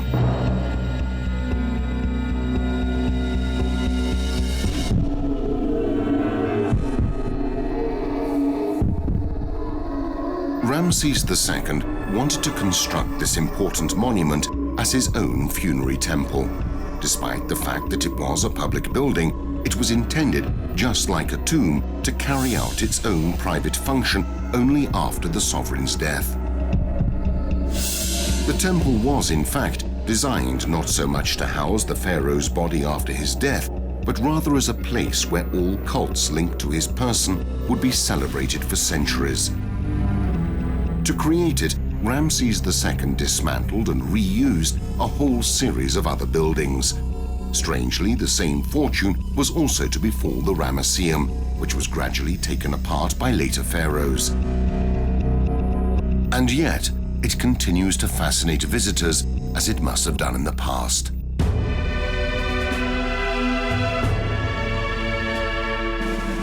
Actually, when I come to this place, even at night, I can smell history. A history that cannot be written, cannot be known, because this man was unique. To come and sit beside this statue of Ramses II, about 1,000 tons. Can you believe it?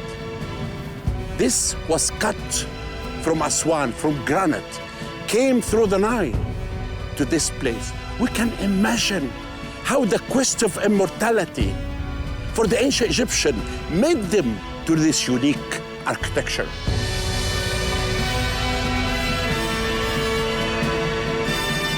The first courtyard of the Ramesseum housed many great statues of Ramses as Osiris. Today, unfortunately, many of these statues have been ruined, just like the enormous statue of the seated pharaoh. Originally 17 meters high, this is the demonstration of precisely how Ramses II celebrated the cult of his personality with majestic works. So if any one of you who's hearing me now will come one day, stand beside this huge statue, you will feel as a dwarf. You will look in this temple and you will understand the quest of immortality of Ramses II. Ramses II also encouraged the spread of his image and works through important actions. The pharaoh was born around 1300 BC in Avaris, a city of ancient traditions, and it was here, during the early years of his reign, that he decided to build a new capital, Ramses. Almost nothing remains today of the ancient splendor of this great city. And what has been preserved is now buried in an area that is today used for agricultural production. The name meant Ramses' house, and it actually remained his house until his death. But why did Ramses II want to build a new city right on the delta, so far from what had always been the main centers of power of ancient Egypt? Reason number one, his family originated from here, from these surroundings. Reason number two is a political one. He was interested, along with his followers, into gaining power in the Middle East, in the near Middle East, nowadays Syria, Palestine. Reason number three, and most of it obviously most important, an economical reason.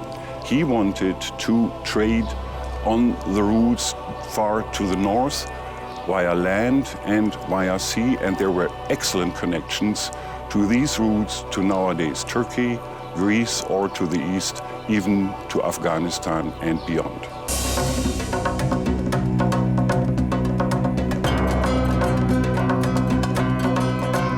Thanks to German archaeologist Edgar Pusch and his team, working in today's village of Cantir, where Ramses stood so long ago, today we have a clearer idea as to how the city must have looked in ancient times.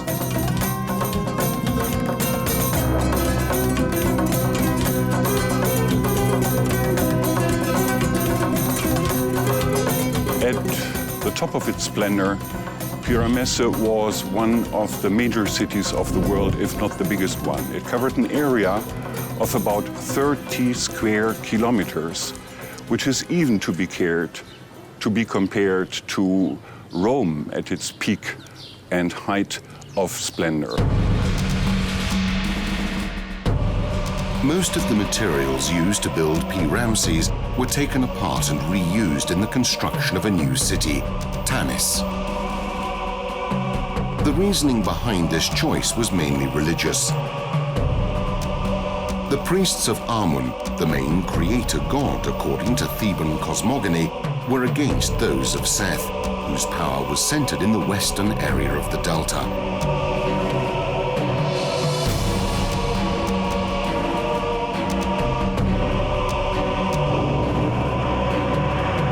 Gradually, the priests of Amun had the better of those of Seth, the dynastic god of the family of Ramses. It was thus decided to destroy P. Ramses and create a new capital with those materials, Tanis.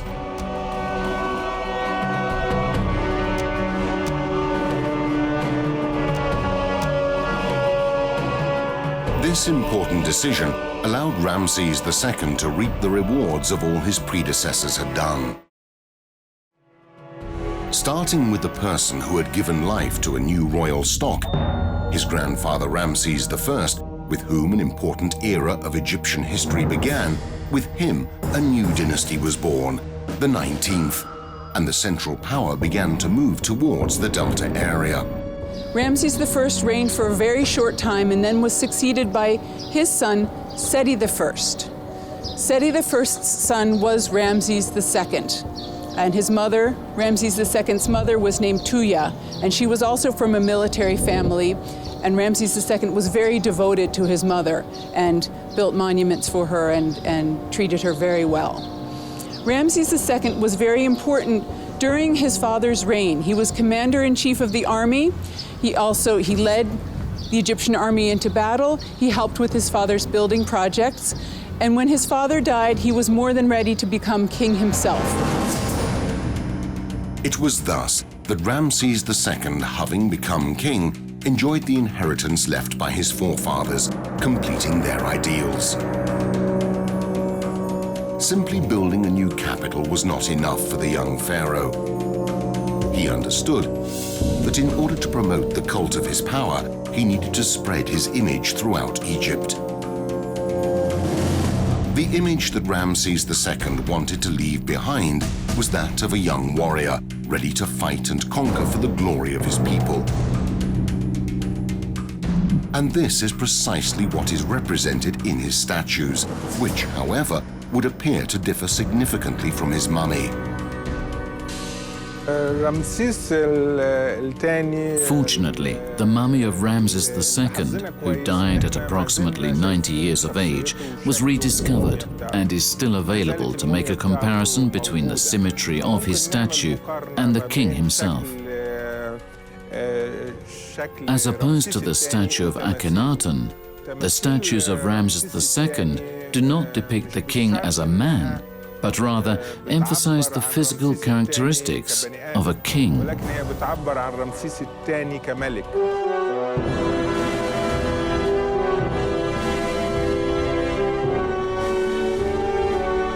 But a king had great responsibilities.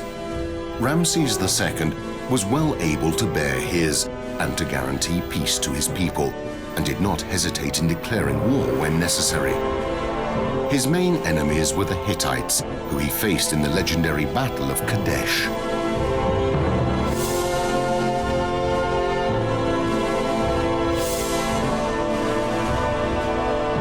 Ramses wanted the main temples and monuments he had constructed to show a detailed account of the battle. From the bas-reliefs of the Ramesseum, Karnak, and particularly Abu Simbel, we can reconstruct the main stages of this battle.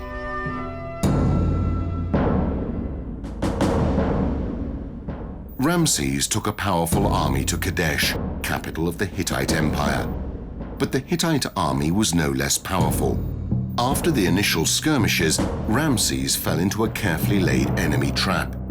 2 captured spies declared that the Hittite army was a long way from Kadesh and that the city had therefore been left undefended. The pharaoh launched his attack, which was immediately answered by the Hittites, who were, contrary to the spies' accounts, hidden within the stronghold. Ramses reorganized his forces, passed the Orontes River, and decided to besiege the city. The Hittites defended themselves so well that in the end the battle came to a natural conclusion, with neither side admitting defeat, and both maintaining that they had won. And yet not everyone would appear to agree with this version. But from looking at all the record and looking at the Hittites' record, we can understand that Ramses II was defeated by the Hittites. He did not win the war at all. Then actually, I'm the one who believes that Ramses II never won the Battle of Kadesh. And the main reason for that is the propaganda everywhere. And the second important reason is the idea of the spy. That because of the wrong information that he got, he left his army on his back and he went alone with his army to go after the Hittites. And this is why I really believe that he lost the battle. What we do know is that the 2 sides, having realized that victory was impossible, decided to form an alliance against a common enemy, the Assyrians. Yet again, Ramses II showed he was a true forerunner, drawing up the first ever peace treaty in history. But the pharaoh wanted more. He ordered the text of the marriage agreement between himself and one of the daughters of the Hittite king to be sculpted into the Abu Simbel temple facade.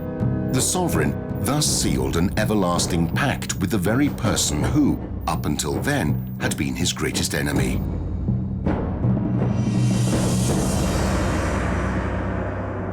The daughter of the great chief of Hatti, after having crossed Egypt, was brought before His Majesty. His Majesty saw that she was fair of face as a goddess. He ordered her name to be wife of the king, Mahat Hor Neferure, that she may live long.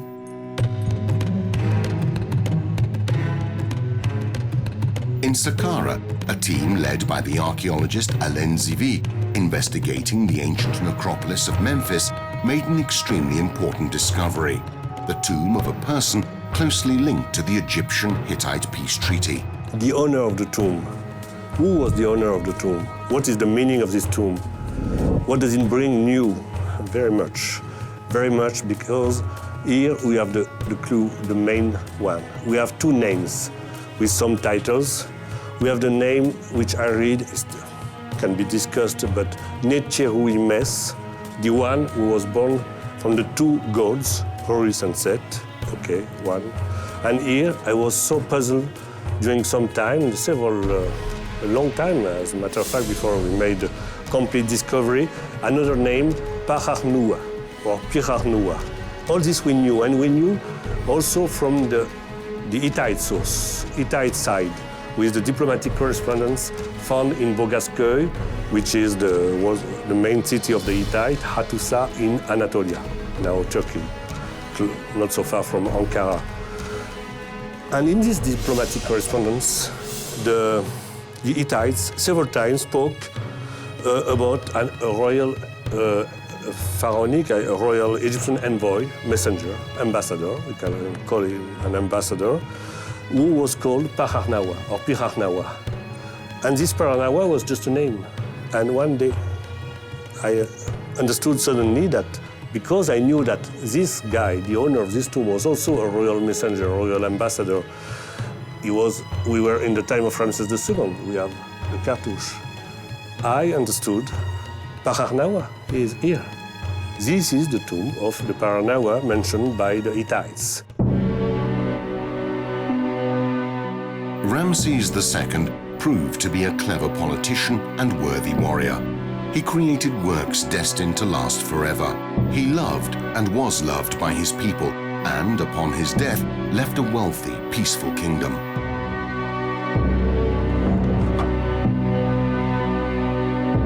This led his heir, Meremta, facing the difficult, if not impossible, task of living up to comparison.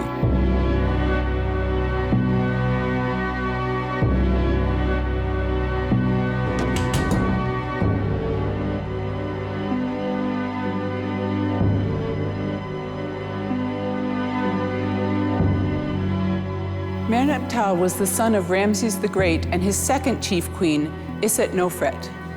He was appointed crown prince in about the 55th year of his father's 67-year-long reign, surviving 12 older brothers and half-brothers to attain this rank. He was himself relatively old when he succeeded his father.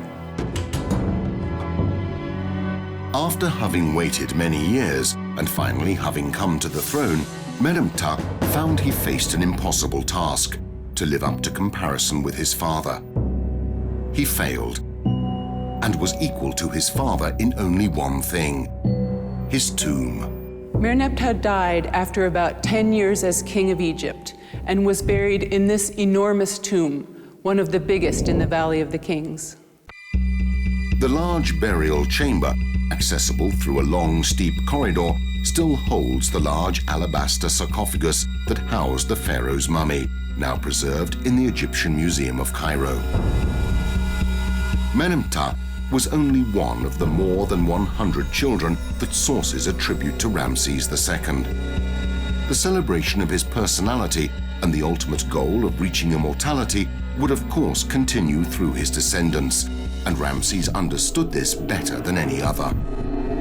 And yet such greatness also brought him great pain. Having reigned until the age of almost 90, he saw many of his children die before him. This was perhaps why he decided to build a tomb in which to preserve the mortal remains of his children in an attempt to guarantee their immortality too. Here we are in one of the largest tombs in the Valley of the Kings, KV5. This tomb, as our American colleagues who are excavating here said, that Ramses II planned to build this tomb for his sons. As we know, Ramses II has more than 100 sons and daughters, and we have found some of the tombs of these sons and daughters, but most of the names of his sons we did not find until now their tombs. So that's why they thought that Ramses II planned to design and build this tomb to be the eternal place for the bodies of his sons.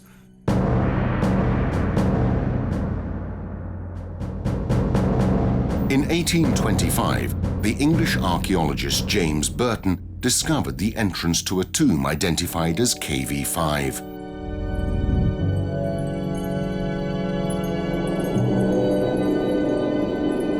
The inside of the tomb, however, was in such disastrous conditions that the archaeologist, after having visited just a few of the rooms, thought the structure without value. The tomb was then forgotten about for more than 150 years. It was only in 1989 that the American archaeologist Kent Weeks rediscovered the entrance and began an in-depth systematic investigation.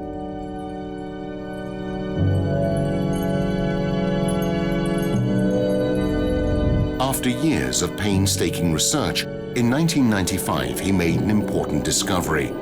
Whilst he and his team were digging in the main chamber, called Chamber 3, he went through a pile of rubble to find himself in a corridor more than 60 meters long, with many other rooms opening up to the sides. The discovery was considered the most important since that of Tutankhamun.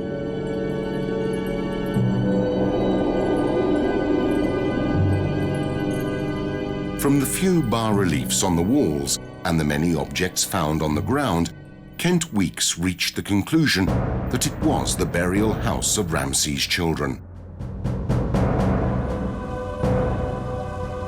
A point of view that is not shared by all. This tomb is the largest in the valley. This tomb is a big mystery. This tomb has a lot to be discovered inside it. This tomb still needs more restorations, more excavations, so that's why I think it is a big riddle, a big mystery for us inside the Valley of the Kings. No one knows exactly what happened to the mummies that were preserved in KV5. Perhaps some were stolen or destroyed. Others may have been moved to preserve them better and to stop grave robbers from reaching them, as was the case with the mummy of Ramses II. It was found in 1881 in a secret hiding place in Deir el-Bahari near the temple of Queen Hatshepsut, where many other royal mummies had been hidden. The pharaoh's body was probably moved there shortly after his death.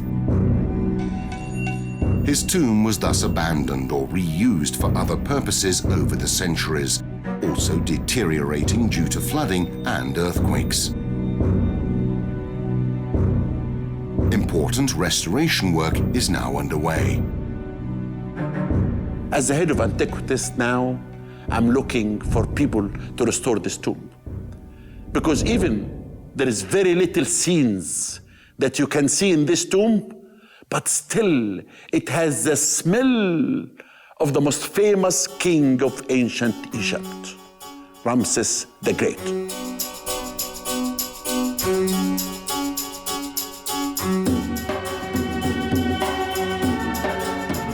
Great monuments destined to last for thousands of years. Works of art to hand down his name from generation to generation. Military feats of epic proportions. And more than 100 children to continue the stock that was to bring Egypt to the peak of its greatness. All this in a single man. Ramses II. He was the only pharaoh to explore all the paths to immortality. And he did so as a man, as a king, and as a god. East, west. The two directions that indicate the boundary between life and death for the Egyptian civilization.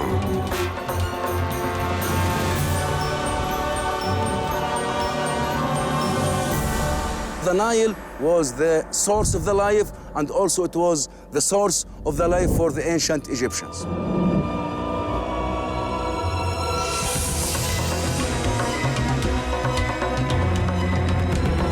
A magical place where history has put its foundations.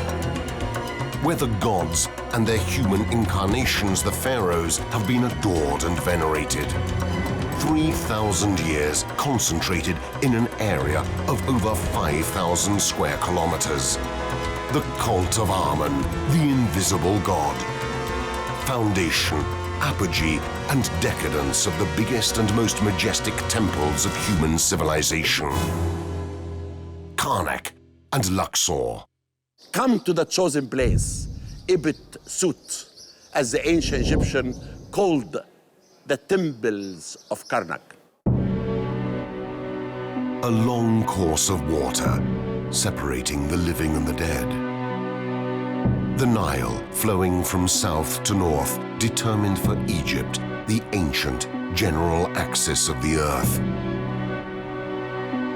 The course of the sun, from east to west, crossed the terrestrial line and defined in this way the divine universe. Ra, the sun, was considered the essential manifestation of the creative energy of life. According to the Egyptian tradition, the West Bank, where the sun sets, is the place for the nightly regeneration of Ra. There, the Egyptians built their necropolis. Vice versa, the eastern bank of the river, the area where the sun rises, is the suitable place for welcoming human activity and the great places for cult. Exactly on this bank of the river, In the area bordering Thebes, the Egyptians built the terrestrial fulcrum of the creative energy, the sanctuary of Karnak. The ancient Egyptians connected the West with the dead or with the death because they saw the sunrise rising from the east and it goes to be its end in the West. So they put their tombs in the West and everything connecting with their daily life, especially the religion, it should be to the east.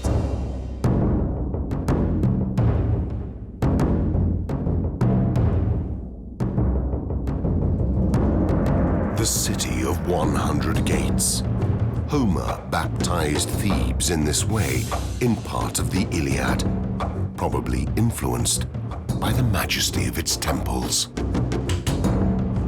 Al-Karnak, fortified village.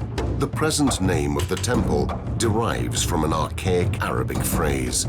In effect, the complex of Karnak, with its majestic towers and its massive walls, must seem a real and proper fortress to the eyes of the Arabs and the visitors in general. Thebes, at the apex of its splendor, was the center of the economic and religious power of Egypt. With the rise of the 18th dynasty, Thebes became the capital of Egypt, and Karnak the religious epicenter of the country. The Temple of Amun alone possessed over 230,000 hectares. The men at the service of the temple were more than 80,000, a real and proper auto-sufficient world in which the pharaohs, over the centuries, wanted to leave their own mark, adding halls and monuments. Karnak temple is not really one temple, it's temples built from the time of the Middle Kingdom. Even we have evidence from the Old Kingdom, but the main construction we have from Xerxes I, from Dynasty 12, the Middle Kingdom, more than 3,800 years ago. Karnak temple is one of the largest temples ever built in Egypt. It occupies more than 202 acres. And it has different temples. The main temple which was dedicated to the god Amun-Ra, which is behind us here. This is the main temple which was built for the main god of Thebes. The Temple of Karnak is dedicated to three divinities: Amun-Ra, king of all the gods, Mut, his wife, and Khonsu, their young son. Together, the three divinities form the Theban triad.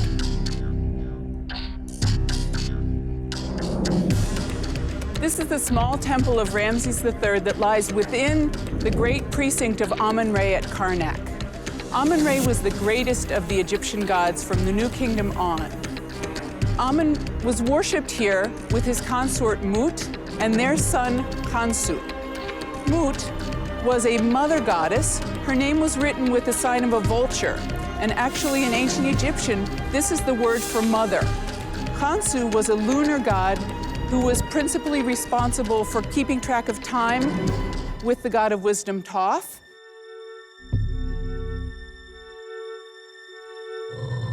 The principal nucleus of Karnak is the Temple of Amun.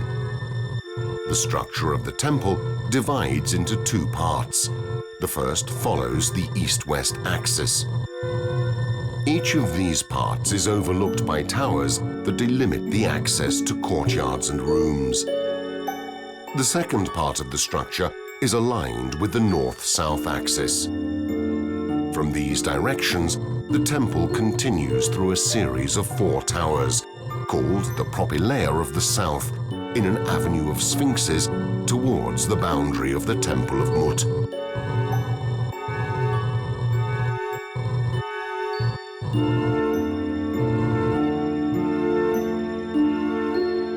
The original nucleus of the temple is that bounded by the 4 towers and the Room of the Feasts, or Akmenu. The sanctuary is a temple made up of chambers with a telescopic structure that narrows gradually in order to focus the attention on the statue of Amun. the meaning of the entire complex to be a temples for the god Amun. The ancient Egyptian called these temples Bir Amun in hieroglyphics, means the land or the place of Amun. And they called it also Ibit Sut, meant the chosen place. This is actually the chosen place of the god Amun.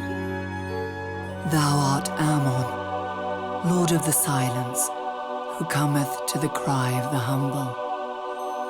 I implore thee, because I am sick, and already thou came and saved me. Thou who giveth breath to whom is without, save me, who is in desperation. Thou art Amun-Ra, Lord of Thebes. The fortune of Amun and the role of divine leader of the Egyptian pantheon coincides with the ascent of the people of Thebes. Originally, Amun was a little-known primordial god. It was the theologians of the Middle Kingdom who attributed to him a new significance. Amun the invisible, the hidden, the transcendent god, king of the gods. In parallel with the expansionist policy of the sovereigns of the 18th dynasty, Amun became the gatherer of immense economic fortunes. The power of the priests that administered the cult grew. From warrior god to cosmic god, through fusion with the sun god Ra. Amun the invisible and Ra, the god who regulated the seasons, became a single god. Here, the appearance of Amun were done inside his chapel, and also during the night there was the appearance of Khonsu. Khonsu came, his name came from Khinis, and Khinis means the crossing of the sky during the night. In the sanctuary, one sees a gradual reduction of the luminosity, from the full light of the courtyard to the obscurity of the cell, the extreme point of the world in which heaven and earth are united at dawn and in the darkness of twilight. But it is in the intermediate place that the maximum tension between light and darkness is expressed. The hypostyle hall. We are in the most important place, the hypostyle hall in the temple of Karnak. I like to come here all the time. When I look at the pillars, the great pillars, I feel like a dwarf. This hypostyle hall, first built by the grandfather of Ramses II, Ramses I, and his father, Seti I. And Ramses II finished this hypostyle hall. It's like 134 huge pillars in about 14 rows. The great hypostyle atrium was created by the will of Amenhotep III. The central colonnade is flanked by 122 columns of smaller proportions. The difference in height created between the central nave and the two aisles, illuminated by the play of light of the windows in open-work calcareous stone, assumes a strong symbolic characteristic. The light divides into two zones, the huge capitals, leaving the lower part in the shade, so giving the impression of an even greater height. The psychological intent of this complex is to provoke a kind of anxiety with respect to the divinity. Then you can imagine that this hypostyle hall was roofed with only a slight of open place to give light. It was incredible. You can imagine, if you close your eyes with me, you can imagine the past. If you close this hypostyle hall with a roof and you come to this place, your heart will tremble. Your heart will tremble of magic. That of the Temple of Karnak is one of the largest and arduous hypostyle halls ever constructed. Its construction involved the reigns of many sovereigns up to the dynasty of Ramses, in particular Seti I and Ramses II. The 134 columns represent sheaves of high papyri. The effect of the repetition in the originals was accentuated by the lively multicoloring that should have contributed in facilitating the osmosis between building and nature. The 12 central columns of the central nave, 22 meters high including the abacus, terminate with a capital as an open papyrus flower, while the 122 aisles, 18 meters high, have a capital with a closed bud. The alignment of the central nave of the main hall of the temple underlines the function of a passage to the sanctuary. Another axis, perpendicular to the first, divides the space in halves, and through the two side doors puts the hall in communication with the Temple of Mut.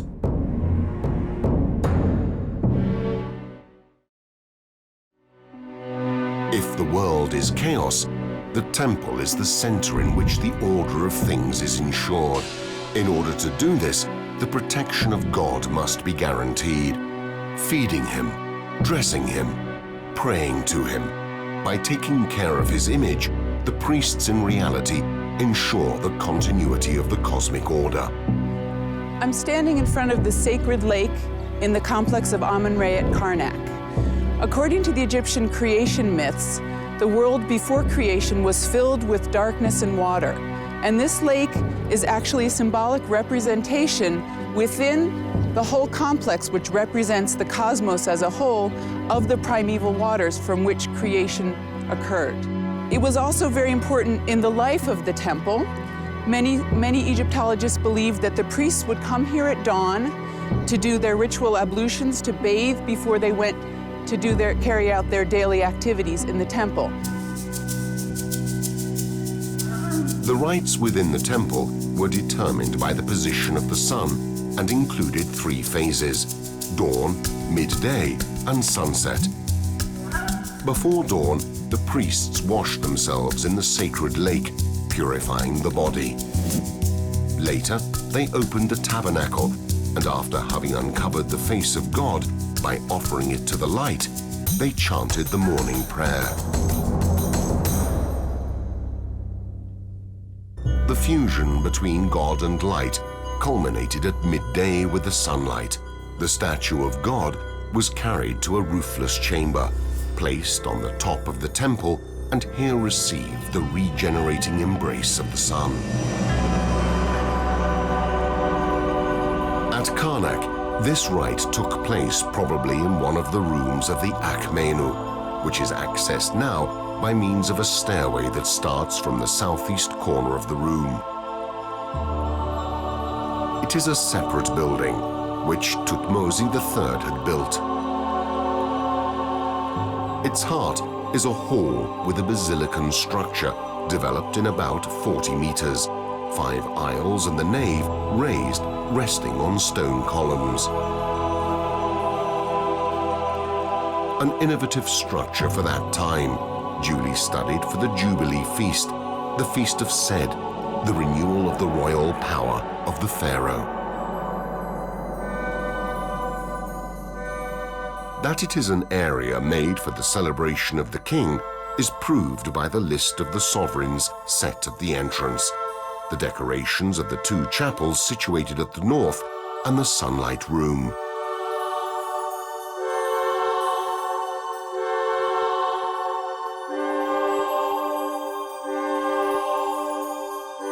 To enter in this environment meant being initiated to the cult of Amun and his human incarnation, the king.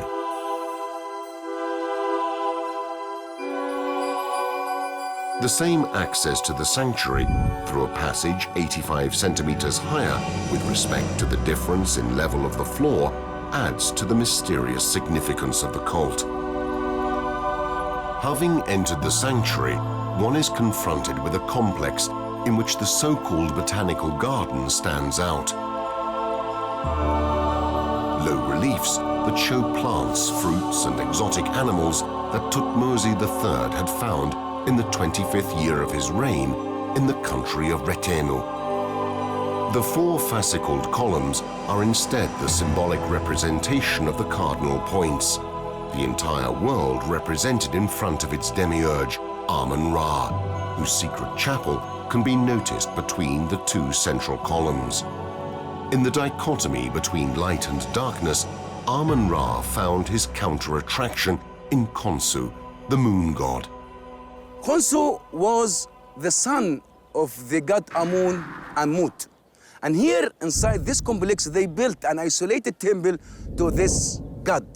This temple built to be begun during Ramses III, and it continued to be built until the end of the Ptolemaic period. The sanctuary dedicated to Khonsu was built by Amenhotep III, probably by enlarging a pre-existing chapel.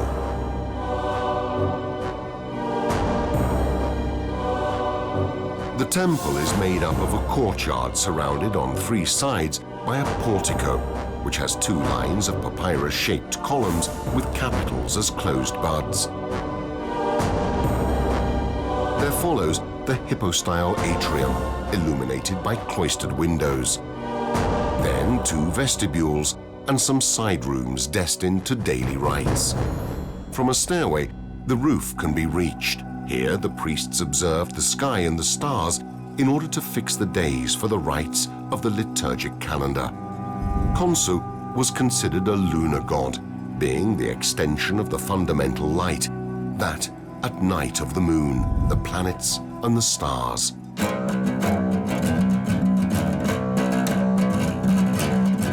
Also in the nearby temple of Opet, the birth of the primordial light was celebrated. Opet, the divine mother, the hippopotamus goddess in charge of births, is the recipient of this remarkable building, constructed with some blocks by Thutmose III and Amenhotep II, and finished in the epoch of Ptolemy. We found in the foundations here that the architects who built this temple recycled many blocks from the Pharaoh times, and they reused these blocks inside the construction of this temple. Also, we found a lot of statues in the foundation of the temple. We found some staircases dates back to maybe to the Middle Kingdom, indicating that this temple, the foundation of it, began during the Middle Kingdom with the core of the Karnak temples, and during the Ptolemaic period, they began to do a renovation for the temple, and they destroyed what was found here before, and they built this new temple, which is unique with its reliefs and its inscriptions.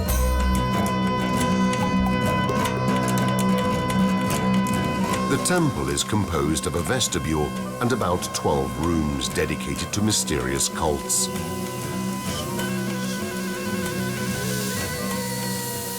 A team of restorers of the Franco-Egyptian studies of the temples of Luxor and Karnak is working on the restoration of the reliefs on the walls of the temple.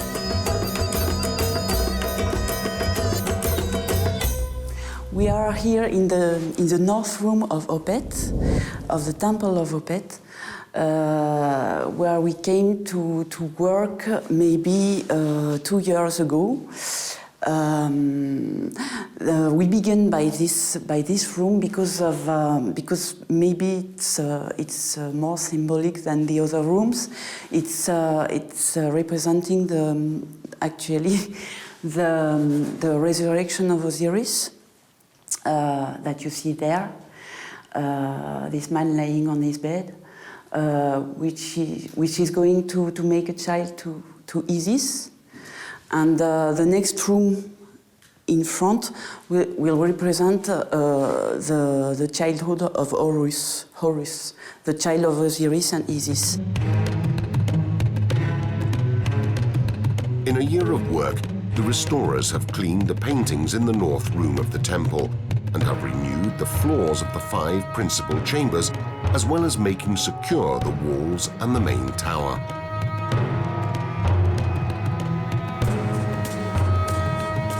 The work was in 2 parts, the cleaning work. The first part was made with chemical cleaning. and the second part was made with mechanical cleaning. Chemical cleaning was made with compresses, with carbonate ammonium and methyl cellulose melted. And mechanical part is made with micro sandblaster. Now you see the difference. You can see some weaknesses of the first state of the walls, which were really black, like on the ceiling, and on this part of the wall here.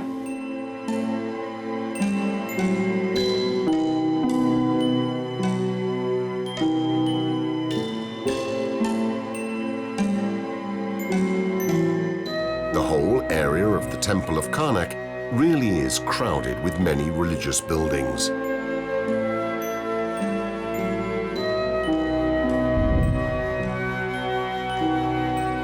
Apart from the enclosure of Montu and Mut, of which today very little remains, in the western area there is the Temple of Ptah that Thutmose III had built.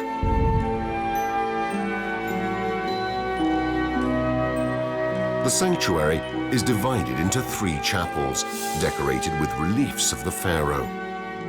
The central one is dedicated to Ptah, king of the earth. The one on the right to the goddess lioness Sekhmet, wife of Ptah. The last chapel served for crowning the sovereign. Always in the same area, there is a temple dedicated to Osiris, Hekjet, governor of eternity.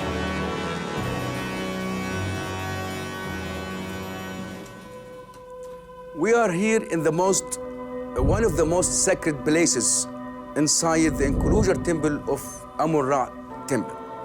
Here we are in the chapel of the god Osiris Hekajet, means the god Osiris, the ruler of the eternity. This chapel was begun to be built during the 25th dynasty, and you can see here one of the most important scenes here. The goddess wife Amun-Redis offering the 2 bulls, which we call it in Egyptology the new bulls, to the god Amun. And again, parallel to this scene, another scene for the god Amun here with his famous 2 long feathers. Down of this, you can see the same queen offering the 2 sistrum to the god Amun. And behind us here, one of the most important architectural symbols in the ancient Egyptian religion is the eternal gates for the god Osiris, the symbol of god Osiris. You can see the 7 gates the ancient Egyptians represented in these chapels. To enter in the Temple of Karnak is equivalent to making a journey backwards in time.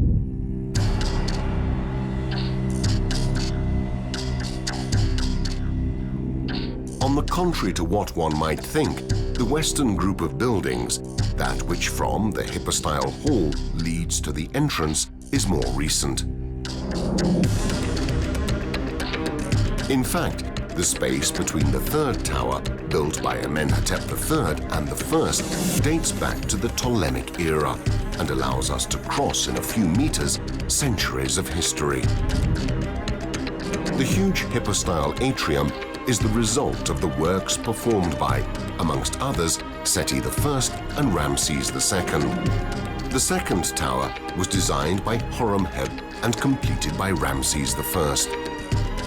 In the huge courtyard lying between the 1st and 2nd tower, the temples of Seti II and Ramses III exist. Again, within the courtyard, there was the large kiosk of Taharqa, of which today only one papyrus-shaped column remains. From a nucleus going back to the Middle Reign, the successive pharaohs have gradually added monuments, pulling down or partially modifying the pre-existing structures. The most evident examples of this practice can be found in the open-air museum at Karnak. The Red Chapel of Hatshepsut, dismantled by his stepson Thutmose III, who used blocks of it to fill the 3 towers, has been partially reconstructed.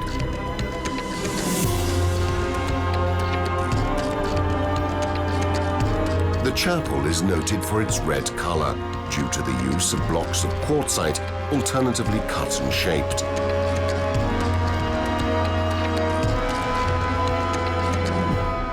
White is the color that distinguishes instead the kiosk of Sesostri I, rebuilt in the first years of the last century, starting from the filler blocks of the third tower. The kiosk is surrounded by 2 ramps and sustained by 16 square cross-sectioned columns. This is one of the earliest monuments surviving to us at Karnak. It was built by the early Middle Kingdom monarch Senwosret I on the occasion of his first Sed festival, which was a kind of a jubilee at which the gods reaffirmed his right to rule, first celebrated after 30 years on the throne. The more than 60 scenes contained inside refer to the Jubilee Feast of Sesostri I, the imposition of the crown by God. The kiosk of Sesostri I, in reality, had a precise function. It was one of the deposits of the sacred barge. It's actually what's known as a bark shrine or a way station. The Theban triad, Amun, Re, Mut, and Khonsu, were, like many ancient Egyptian deities, traveling gods. On certain annual festivals or ritual occasions, they came out of their sanctuaries and they traveled out of the temple into the wide world. To do this, they used barks, great ceremonial barks in which the divine image would have been placed and then hidden from view as it traveled outside the temple. At Thebes, the processional barge, carried on the shoulders of the priests, had to house the sacred statue of the Theban triad, which was transported from the temple of Karnak to the nearby temple of Luxor in a journey of great symbolic significance.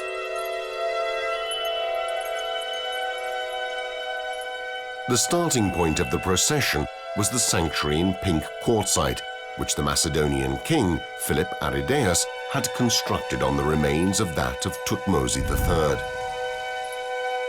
At the center of the chamber, there is a block of granite on which the sacred barge was placed. The god Amun, who lives in this Ebit Sut, the chosen place, or called the temple of Karnak Ber Amun, the place of Amun, they put him in the sacred boat, and the priests will hold the boat, fronted by the high priest, and the boat will go sailing with the Nile to the south until he can go and visit his wife Mut at the temple of Luxor. That time meant to the ancient Egyptian fertility. The bark would be carried by priests on their shoulders and then often travel by water as well, either overland or by water. But the oracles could be asked along this route for answers to questions, and there would be the written answers on either side, and the bark would be tipped toward the correct answer, and that's how the oracle was answered. The question to the oracle was answered. Every year, on the occasion of the Feast of Opet, the statue of the god Amun left the sanctuary of Karnak and was carried in procession to the South Chapel, the Temple of Luxor. The same procession could be performed in 2 ways.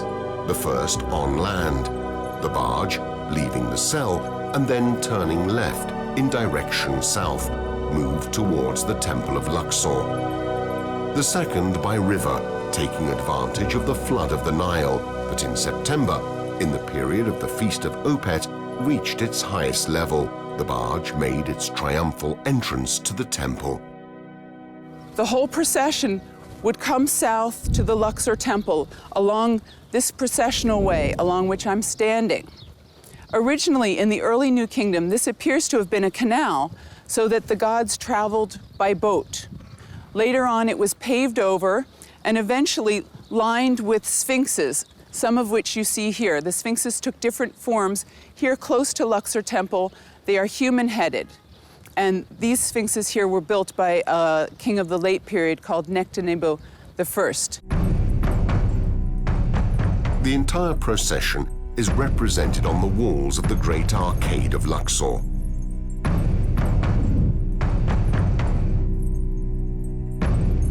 On on the banks of the Nile, priests, soldiers, dancers, musicians accompanied the barge, running on foot through the streets.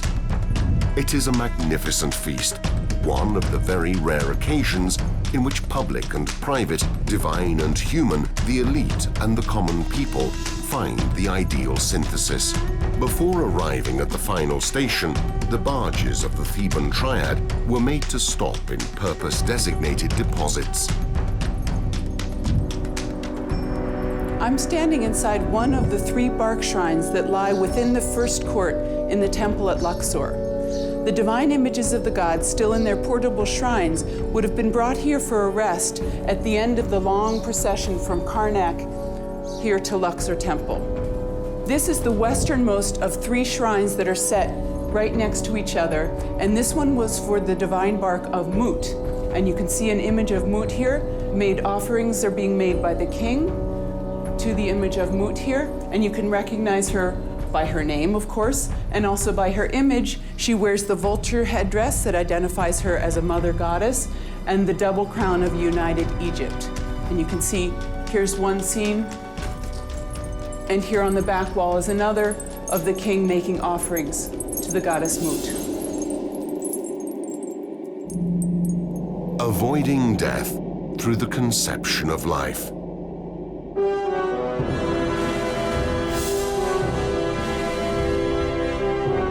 The place where life is born at Thebes is the Temple of Luxor, the house of the women of Amun-Ra, who visited here each year in order to be united with his wife Mut.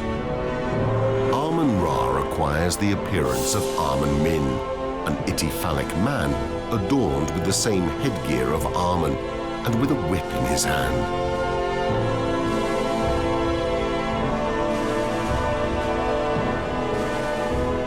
If you look at the temple of Karnak, it's the house of Amun. This could be the house of Amun, but the house of the wife of Amun also, Mut. That trip that they make every year, that Amun will come through the sacred boat with the high priest, and they come through the Nile, and he comes here, it meant, in the mind of the ancient Egyptian, fertility.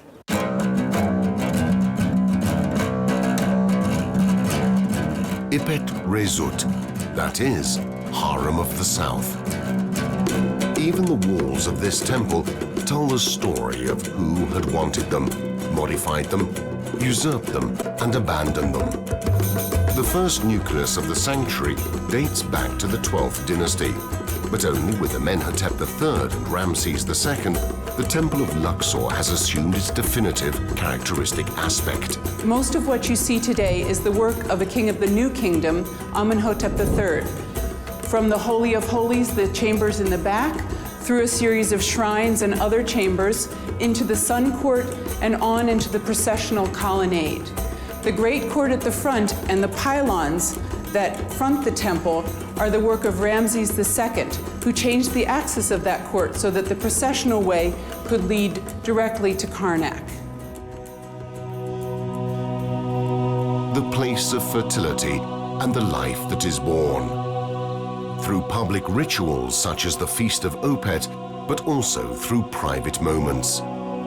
In front of the people that take part in the event, but also far from indiscreet eyes, as in one of the more meaningful places of the whole complex, the birth chamber. In this area located at the end of the temple, the divine birth of the king is celebrated, the sacred wedding that unites Amun and the queen and gives to Egypt its heavenly guide, the pharaoh. I'm standing in the birth room of Amenhotep III at Luxor Temple. An important concept in Egyptian royal theology was that the king was actually the son of the god Amun-Ra, and the form of Amun worshipped here was the engendering force, was the form of Amun who engendered the new king. The scenes here on the west wall of this room tell this story in a series of vignettes that go across the wall and then up again. We begin the story here in the corner, where Amun-Ra chooses the woman who will bear his next child. Here we have the god Amun,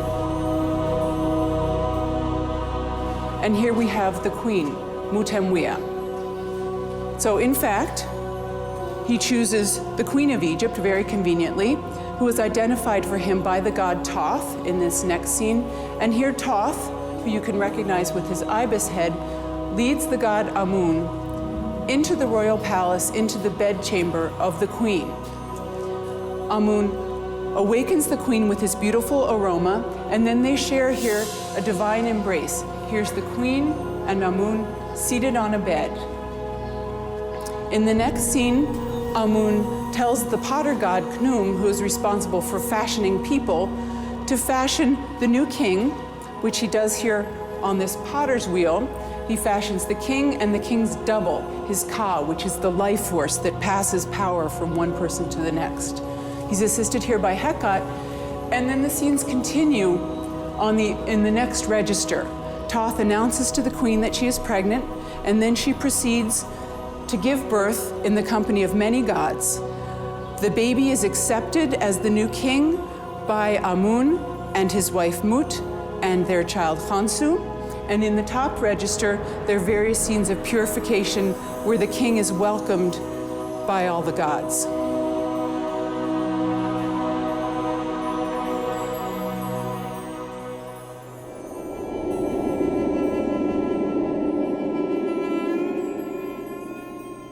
The most interior area of the temple, that dedicated by Amenhotep III to the cult of God, has suffered few changes over the course of the centuries.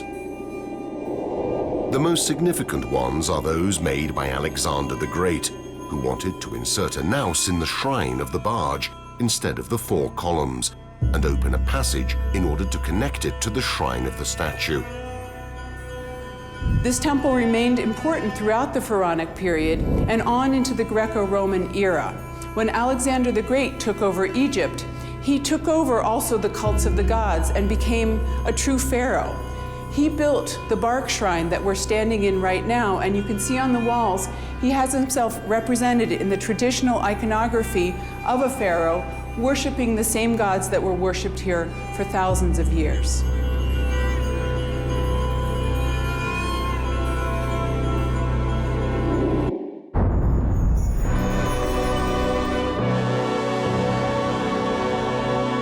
The Temple of Luxor is a rare witness to historical stratification. After the Greek domination, on the foundations there remain evident traces of the Romans. The chamber, which precedes the shrine, hosts remains of paintings dating back, in all probability, to the era of Diocletian. It is a representation of the 4 emperors that appear as gods in front of their soldiers. Eventually, the cult of Amun-Ra came to an end, but the religious life of Luxor Temple was far from over. During the Roman era, this space was transformed into a temple to the imperial cult. The back rooms were blocked off with this apse, and this room was plastered over and covered with frescoes. The entire temple was enclosed as part of a Roman garrison. During the Christian era, a number of churches were built around and inside the temple. One of these can still be seen today within the great court of Ramses II. On top of this church in the 13th century AD, a mosque was built, the Abu el-Hagag.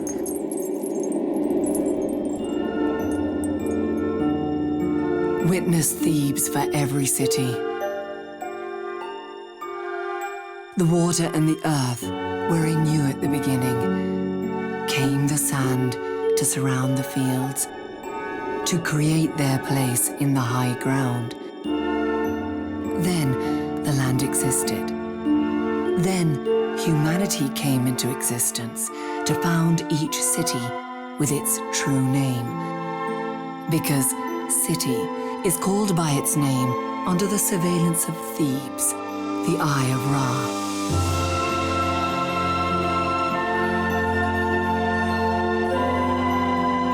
All the cities are under his shadow to magnify themselves by means of Thebes.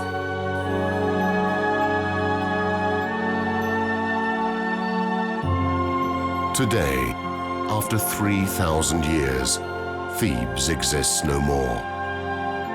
East of the Nile, in that which was once considered the city of the living, there remain the temples of Karnak and Luxor.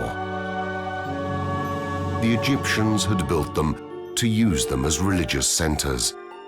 Later peoples have changed the sense and the use of them, only to abandon them to themselves.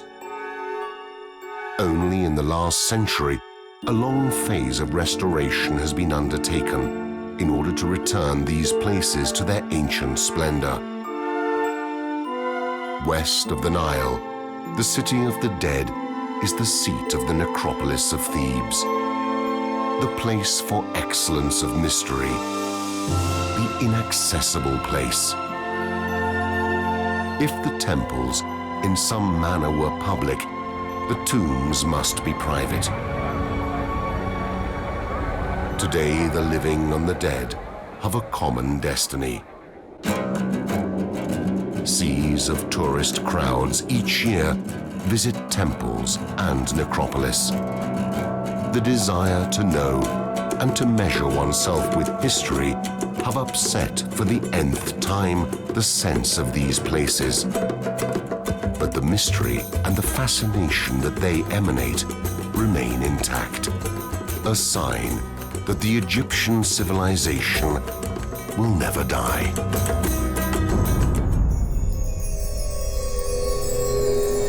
Let me introduce to you a pharaoh who's different from all the other pharaohs. This pharaoh actually is the first one who believed in the world of one God. But the whole family and the whole period is like a mystery, it's like a play. Let me take you to see how can we end this play. Akhenaten, the heritage king. You rise with beauty in the horizon of the sky, O living Aton, creator of life. When you rise in the eastern horizon, you fill every land with your beauty. You are beautiful, great, gleaming, high above every land. Your rays, they embrace the lands to the limits of all that you have made. You are the sun god, Ra, and conquer them all. You subdue them for your beloved son. You are distant, yet your rays are upon the land.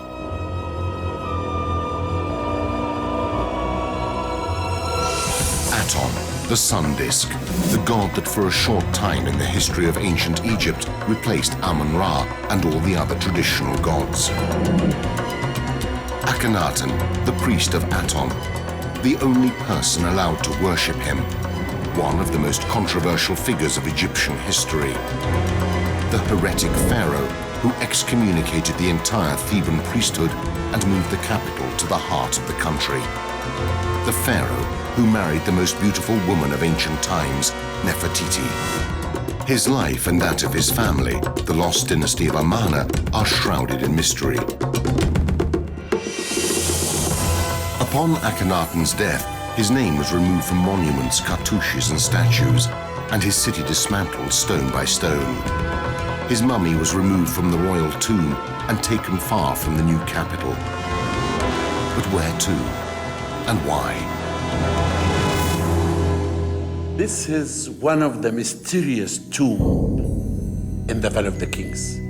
KV 55, Kings Valley number 55. Actually, it is very strange. No one really can tell you the story of this tomb. Why this tomb was built? What has been found in this tomb? It's like a mysterious film.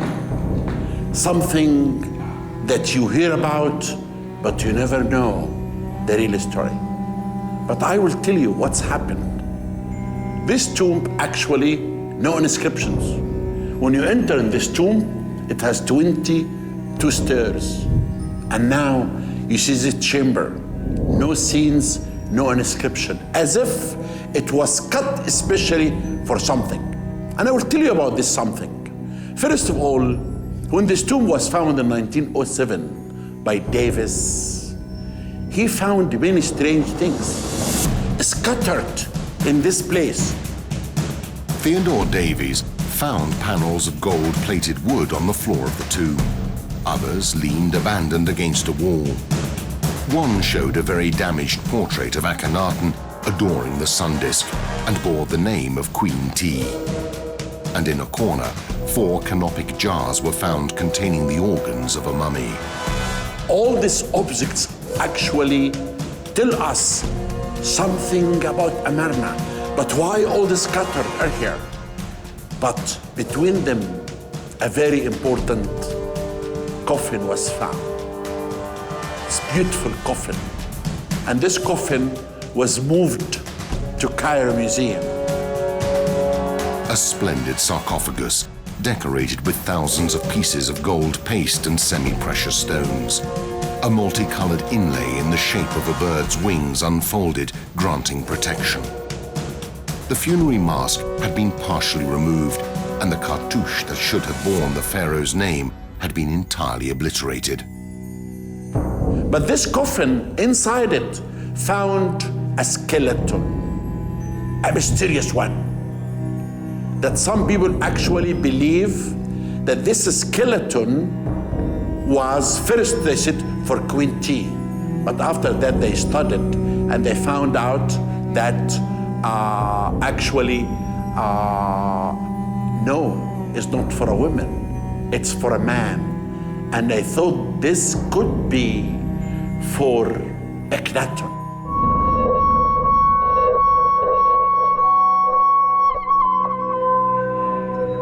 So whose was the sarcophagus with the cancelled cartouche?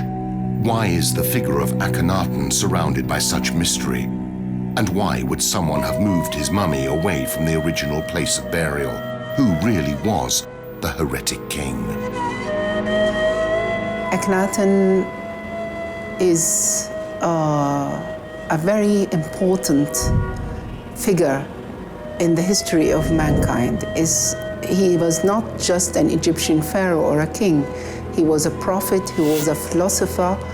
He has changed many things at his time. For example, he's the first one, and I think the first in history, maybe the only in history, to create a revolution against his own regime, his own system.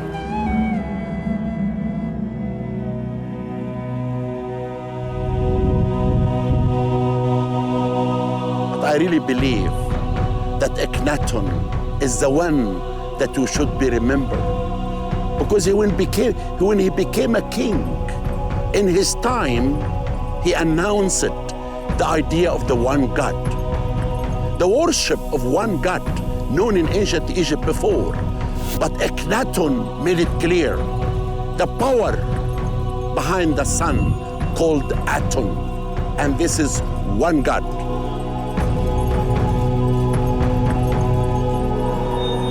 The second son of Amenhotep III and the powerful Queen T, Akhenaten took the throne under the name of Amenhotep IV, meaning God Amun is satisfied.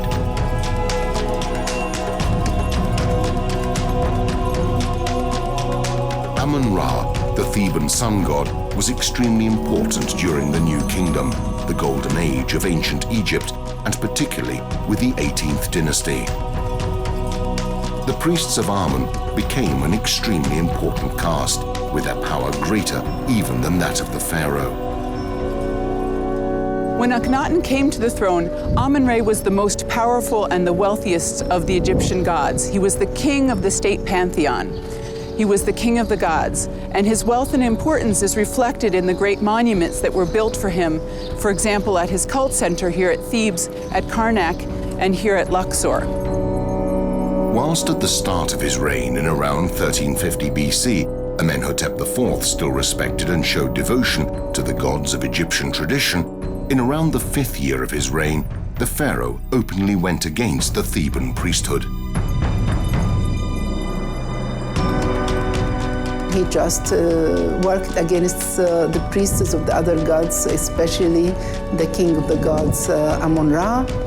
And the priests were very, very important and very powerful at that time. And he worked against them and refused to have them beside him. This was the start of his heresy.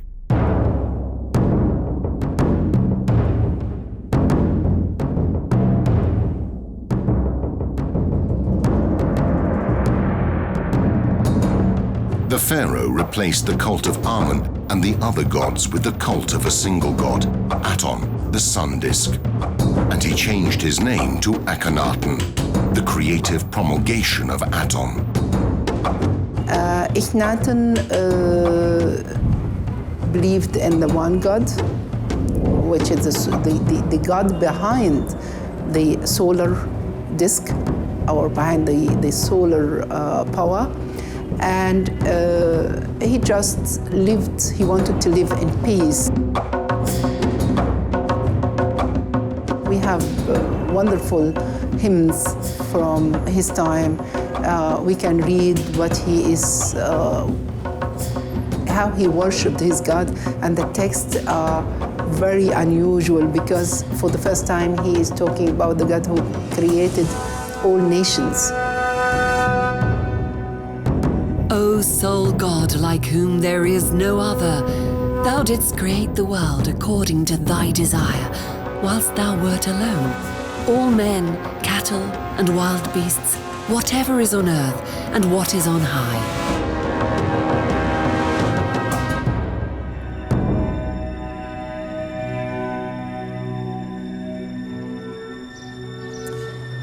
Here in the Sun Court at Luxor Temple, we can see tangible evidence of a fascinating period of Egyptian history, Akhenaten's Atonist heresy. At the top of the column, diagonally behind me, we can see a cartouche that contains one of the 5 names of Amenhotep III, Akhenaten's father and predecessor. You can see in this cartouche, which reads Nebmat-Re, beloved of Amun-Re, that the hieroglyphs for Amun, a reed leaf, a game board, and a ripple of water, have been deliberately hacked away on the orders of Akhenaten himself.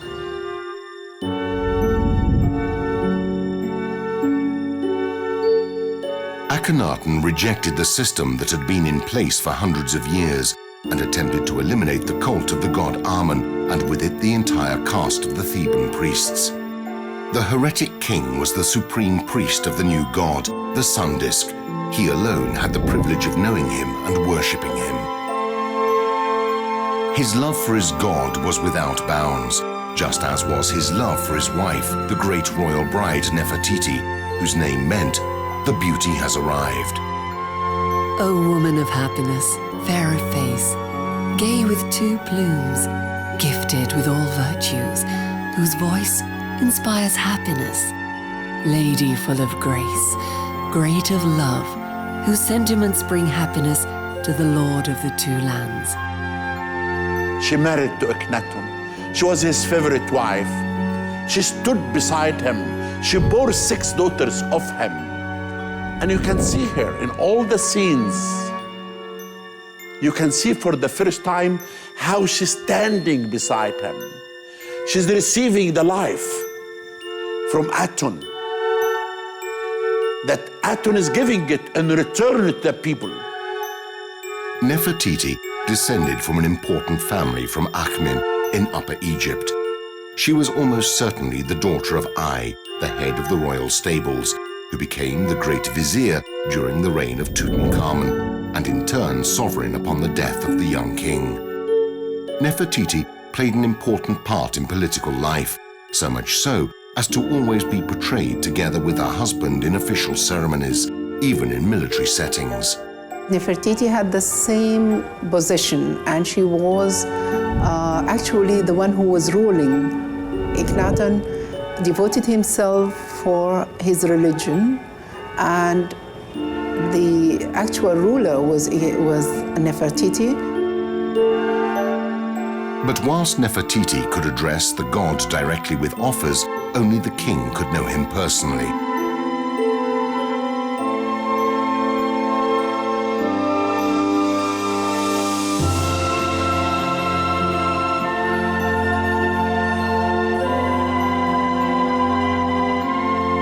Akhenaten was an idealist, a visionary, even to the extent of abandoning the city of Thebes to found a new capital, a whole place devoted to the sun disk.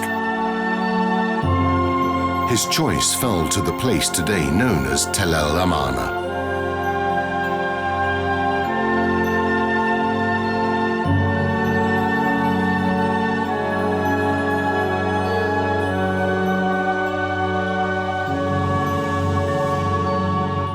He changed the capital, established the first designed capital in the ancient world.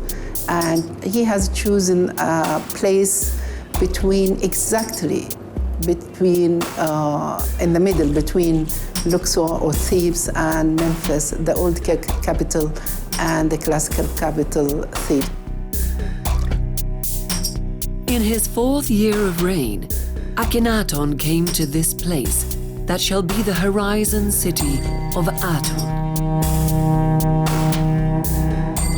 And all came and kissed the ground, as His Majesty declared. Aton has ordered me to build this city as an eternal monument to his glory. None other than he himself has led me to the place where I will erect the horizon of Aton on the land that belongs to me.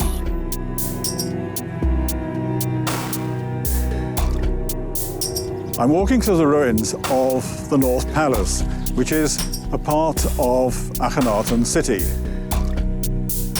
We use the word city, but it's not part of Akhenaten's own language. The way that Akhenaten speaks about the place, it is an area, a piece of territory, but very carefully marked out and called Akhenaten, the horizon of the disk. Why build a city in such a remote location? What led the pharaoh to choose that desert plain?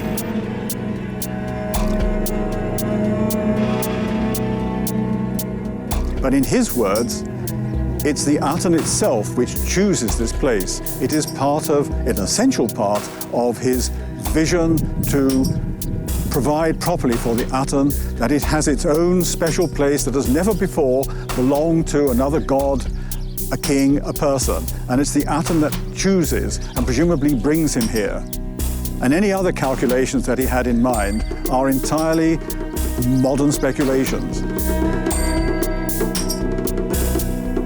To the east of the Nile, O Aton, my father, in the place you have chosen will I build your capital. All human peoples will come here to adore you. And here will I build a temple in the sun's shadow, where my wife Nefertiti will come and adore you. An important criterion is that the ground had not belonged to anyone, and that automatically means it has to be a piece of desert. He was attracted to the eastern side of the Nile Valley as the place of sunrise, and he was probably influenced by topography which had sharply delineated valleys on the east side where the sun could rise and so mimic the hieroglyph for horizon, which shows two hills and a valley and the sun appearing between them, above the valley. And here at Amarna, those criteria are met. It's a clean desert site, no habitation before, it's on the east, and there's a very neat valley entrance on the east side where, for a short time in the year, the sun does actually rise at a time which would be equivalent to the spring equinox in his time.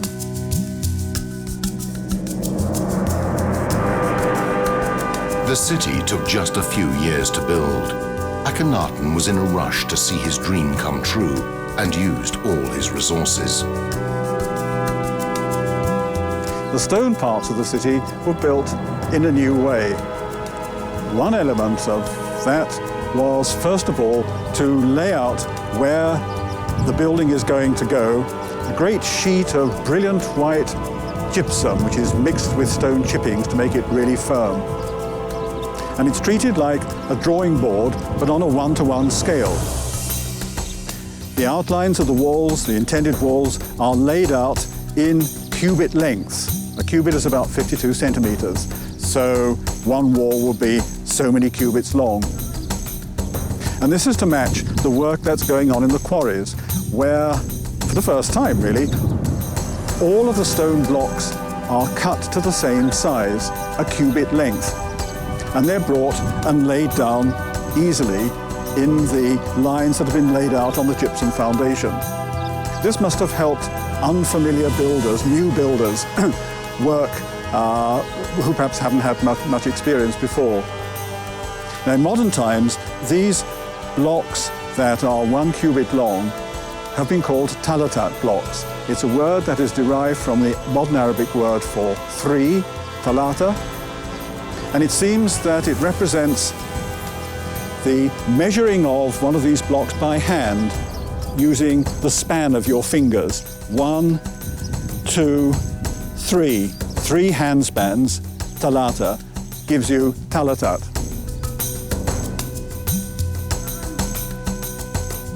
This made construction much simpler and quicker. They were greatly embellished in the new, innovative, unique Amarna artistic style.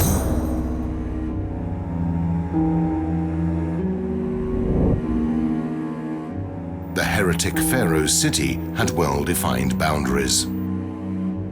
The first act in the creation of Amarna was the setting out of the perimeter of the site, and this was done by carving into the cliffs a series of big tablets or stelae, accompanied by statues of Akhenaten and Nefertiti and some of the daughters. The stela showed a sort of design of the city, listing the projects that Akhenaten intended to develop. The construction of a large temple devoted to Aton, a series of buildings for himself and his family, the creation of a necropolis with a royal tomb, and tombs for the court dignitaries. And on the tablets, a long decree is carved. In fact, there are 2 of them. The first was done in the king's 5th year, and then a second decree was carved on the first anniversary in the 6th year. And they reveal some of Akhenaten's thinking. They're written in the first person. The first set of stelae tell us how the Aten chose the place for himself and for Akhenaten, and how important it was that it was a piece of land that had not been used before, had not belonged to anybody before. The great Sun Temple devoted to Aten formed the true heart of the new capital. In order to understand Akhenaten, you need to study not only the written sources, but also to appreciate the extent to which his own vision, which we see as a religious vision, needed the site itself, the place, the piece of sacred territory that was dedicated to the Aten.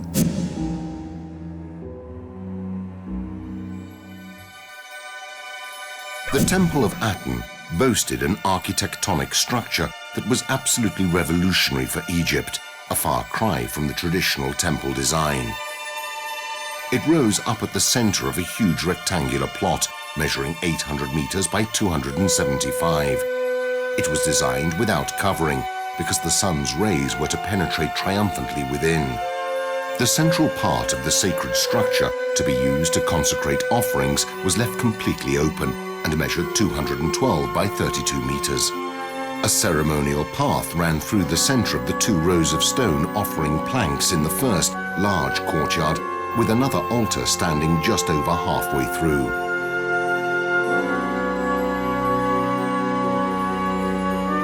The temple was a sequence of open courtyards packed with offering tables.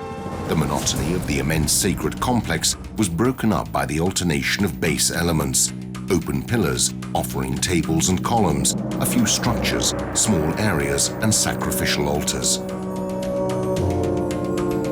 Unlike that of Amun in Karnak, the Great Temple was not a separate independent world, but rather an integral part of a city entirely devoted to the sun disk. The royal family seem to have had several buildings to which we can give the name palace. In the center of the city, opposite the Aten temples, there was an enormous stone building that in modern times is called the Great Palace. It's a place for ceremonies. It's a very formal place. But in addition to that, there are at least 3 palaces made from mud brick. And in addition to the buildings that we call palaces, each of the royal women had a separate enclosure seemingly located out in the desert. It contained gardens, little shrines, pavilions, small places for accommodation. And these seem to have been places of retreat and relaxation, of privacy, where you could enjoy a parkland setting with reminders of the cult of the Aten. Magnificent residences, richly decorated, luxurious gardens, buildings to be used for free time and relaxation. Akhenaten was an innovative city for the times in which it stood. The first designed capital of the ancient world. A happy little island, destined, however, like all utopias, to a short life and to a tragic end.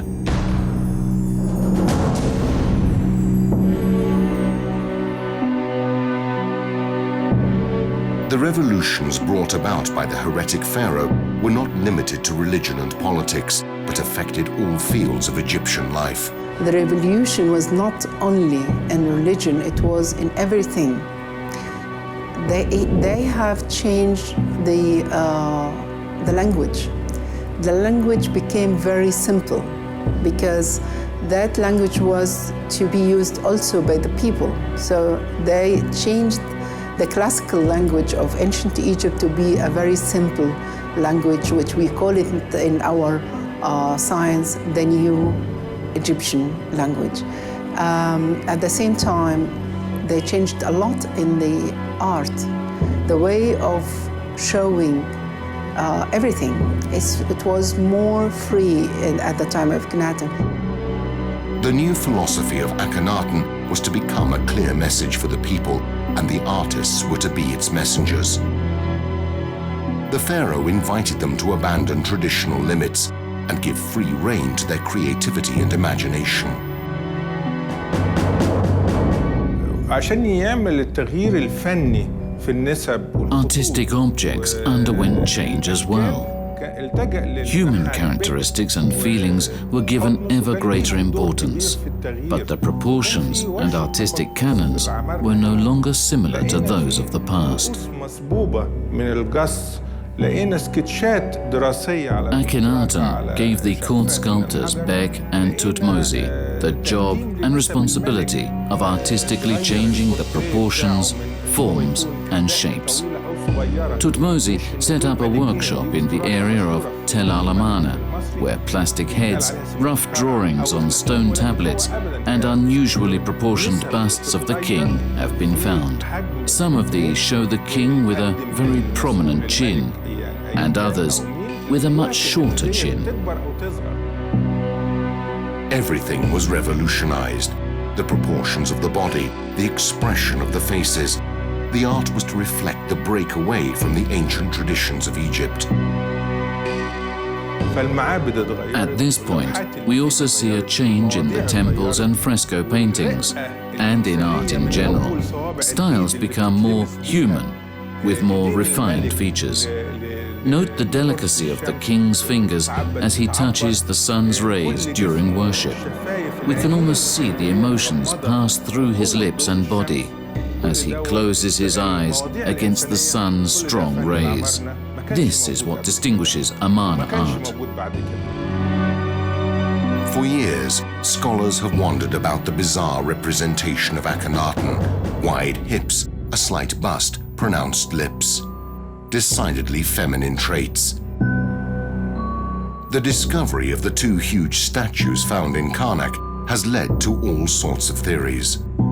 Some have discussed hermaphroditism, malformations, even Marfan syndrome. The statue depicting the pharaoh nude with no sexual attributes has fed many legends, but the explanation is actually much more simple. Considered himself the son of the of the gods who created the world.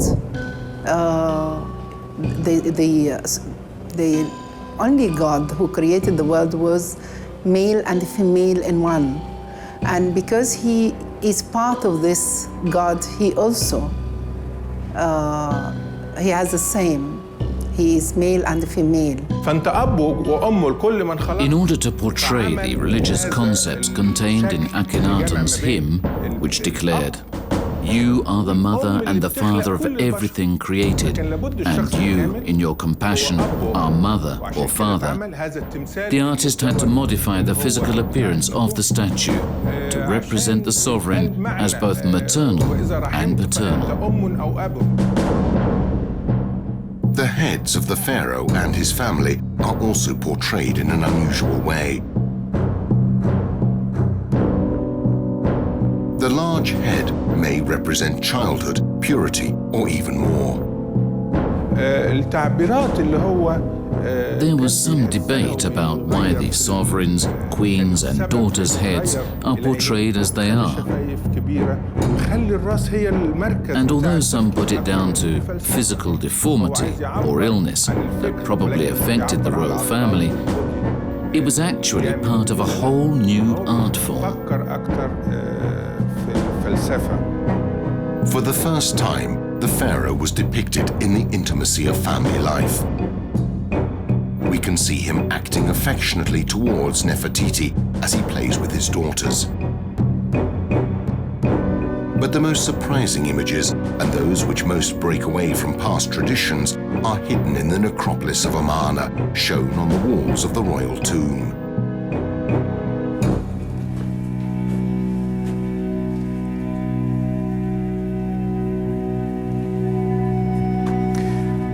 Whilst Akhenaten was at Amarna, his second daughter, Meketaten, died and was buried in this small chamber, which is an annex to the main royal tomb.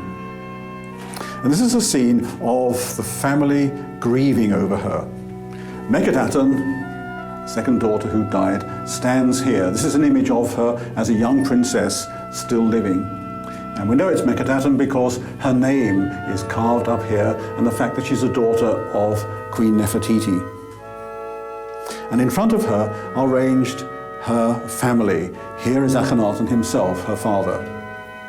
And behind, Queen Nefertiti, her mother, and beyond, 3 of her sisters.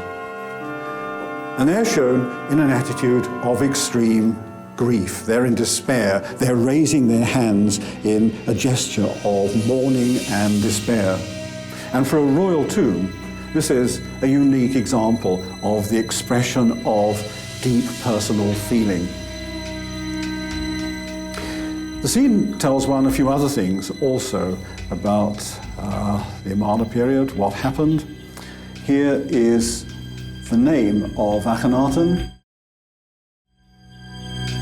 A dead body had never before been depicted, and nor had a pharaoh in a moment of weakness. Here we see the king in front of his deceased daughter's body, saddened as any normal father would be. We see the girl's body lying on her bed, her family gathered round, crying and pulling at their hair as a sign of the great suffering endured for this tragic death. We see Akhenaten holding Nefertiti's wrist in an attempt to comfort her for the loss of a child. These details are a true revolution in Amarna art. Akhenaten is no longer the pharaoh, the supreme god, but is a human being, suffering for the death of a daughter that just a short while ago he was able to hold and comfort, a man as many others.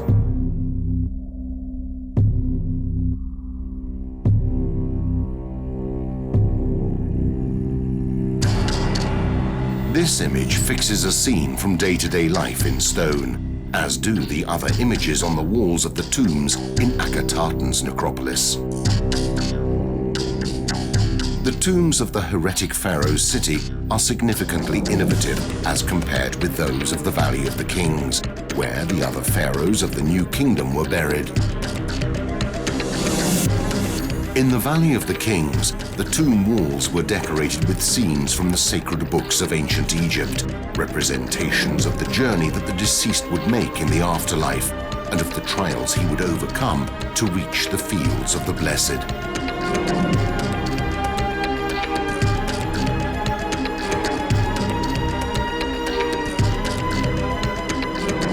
When you go into the royal tomb at Amarna, there's not a hint of that. All you have are images.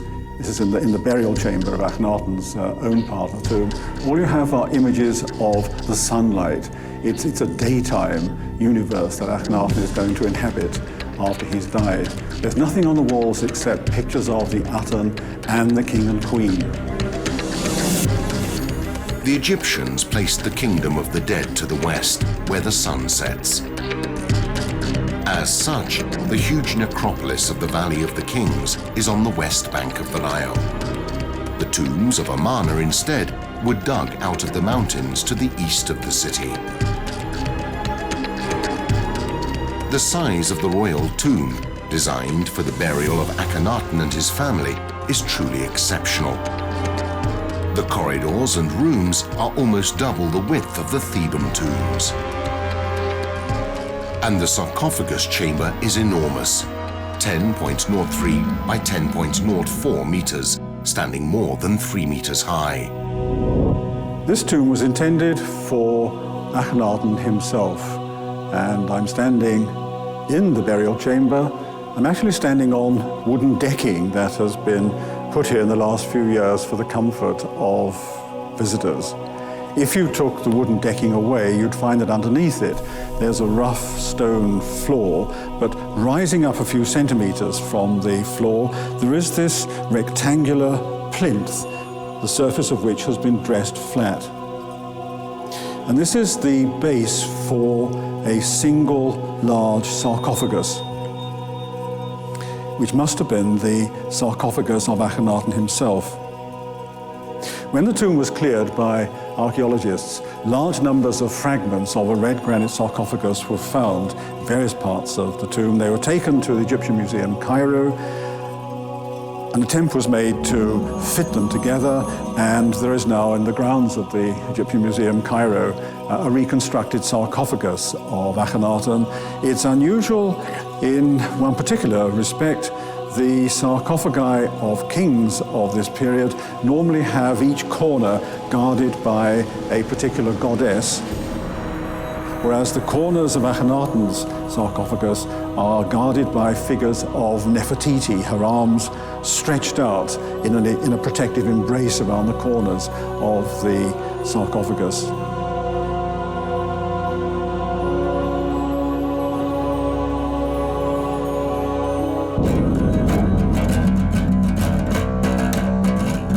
Halfway down the corridor, on the right-hand side, a range of long, narrow rooms that were not completed opens up.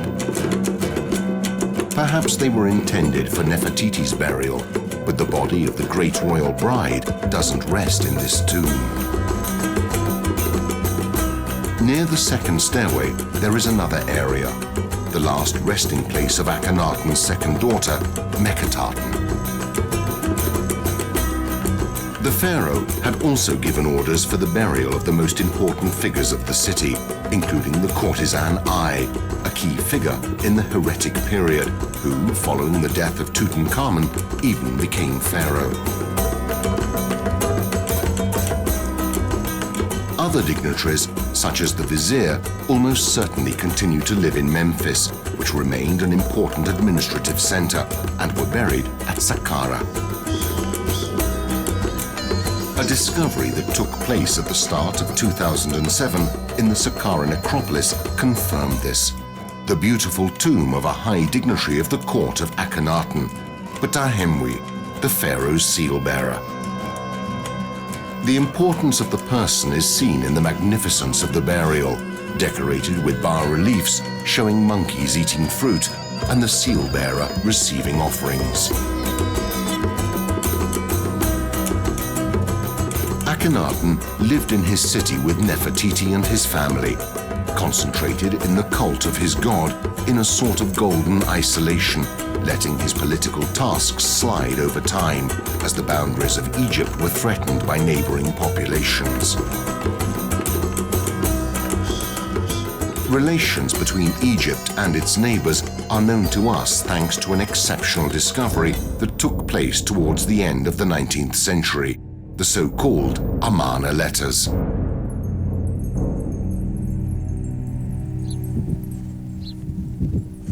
In the 1880s, people from the local village were digging in the city, looking for treasure, useful things, and made a lucky find. They came across a collection of clay tablets buried in the ground, and eventually they were sold as antiquities, and scholars recognized that they were tablets written in the cuneiform script, a form of script using impressed wedge-shaped characters, which was used to write the Akkadian language. These clay tablets were commonly used for diplomatic correspondence at the time. They are of great historic value because, differently from the texts found in the Egyptian tombs or temples, they provide a true picture of the Egyptian civilization of the times. They paint a rather surprising picture of the Egyptian empire. On their temple walls, the Egyptians like to present themselves as uniformly victorious. They're the great military power that crushes foreign countries wherever they are.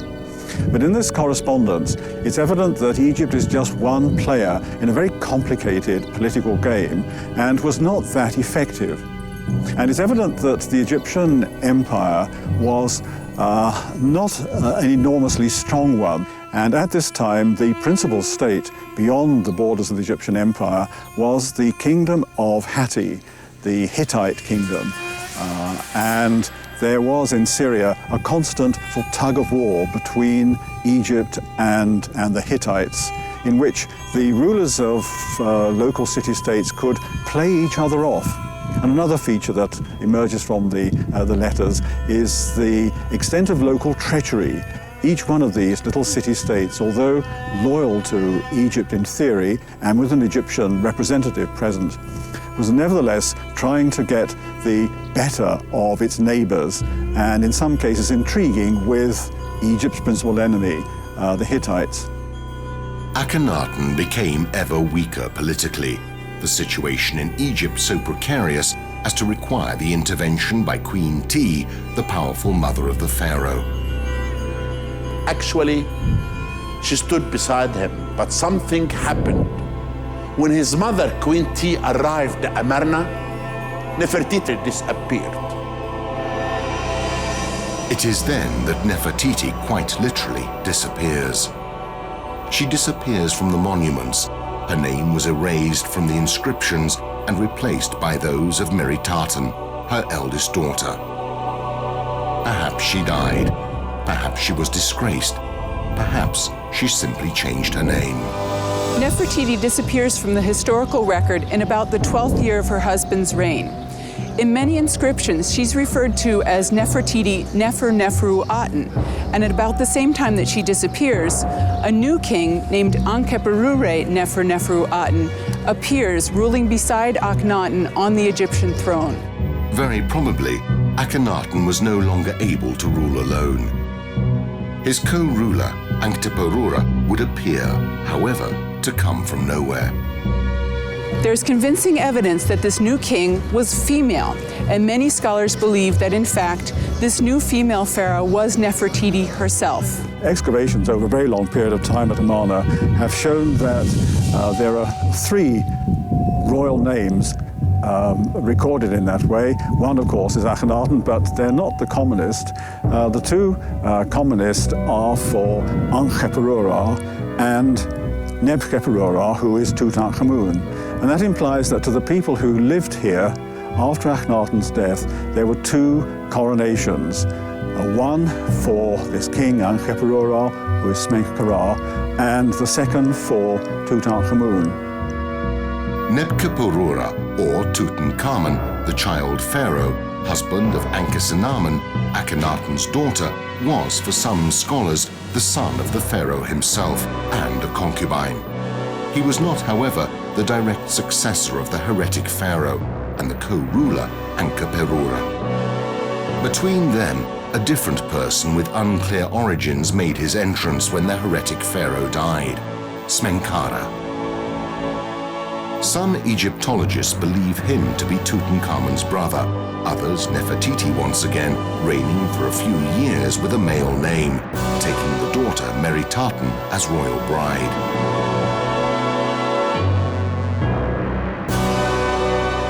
But what happened to Nefertiti after she died, either as a queen or as a ruling pharaoh? She must have been buried either at Amarna or at Thebes.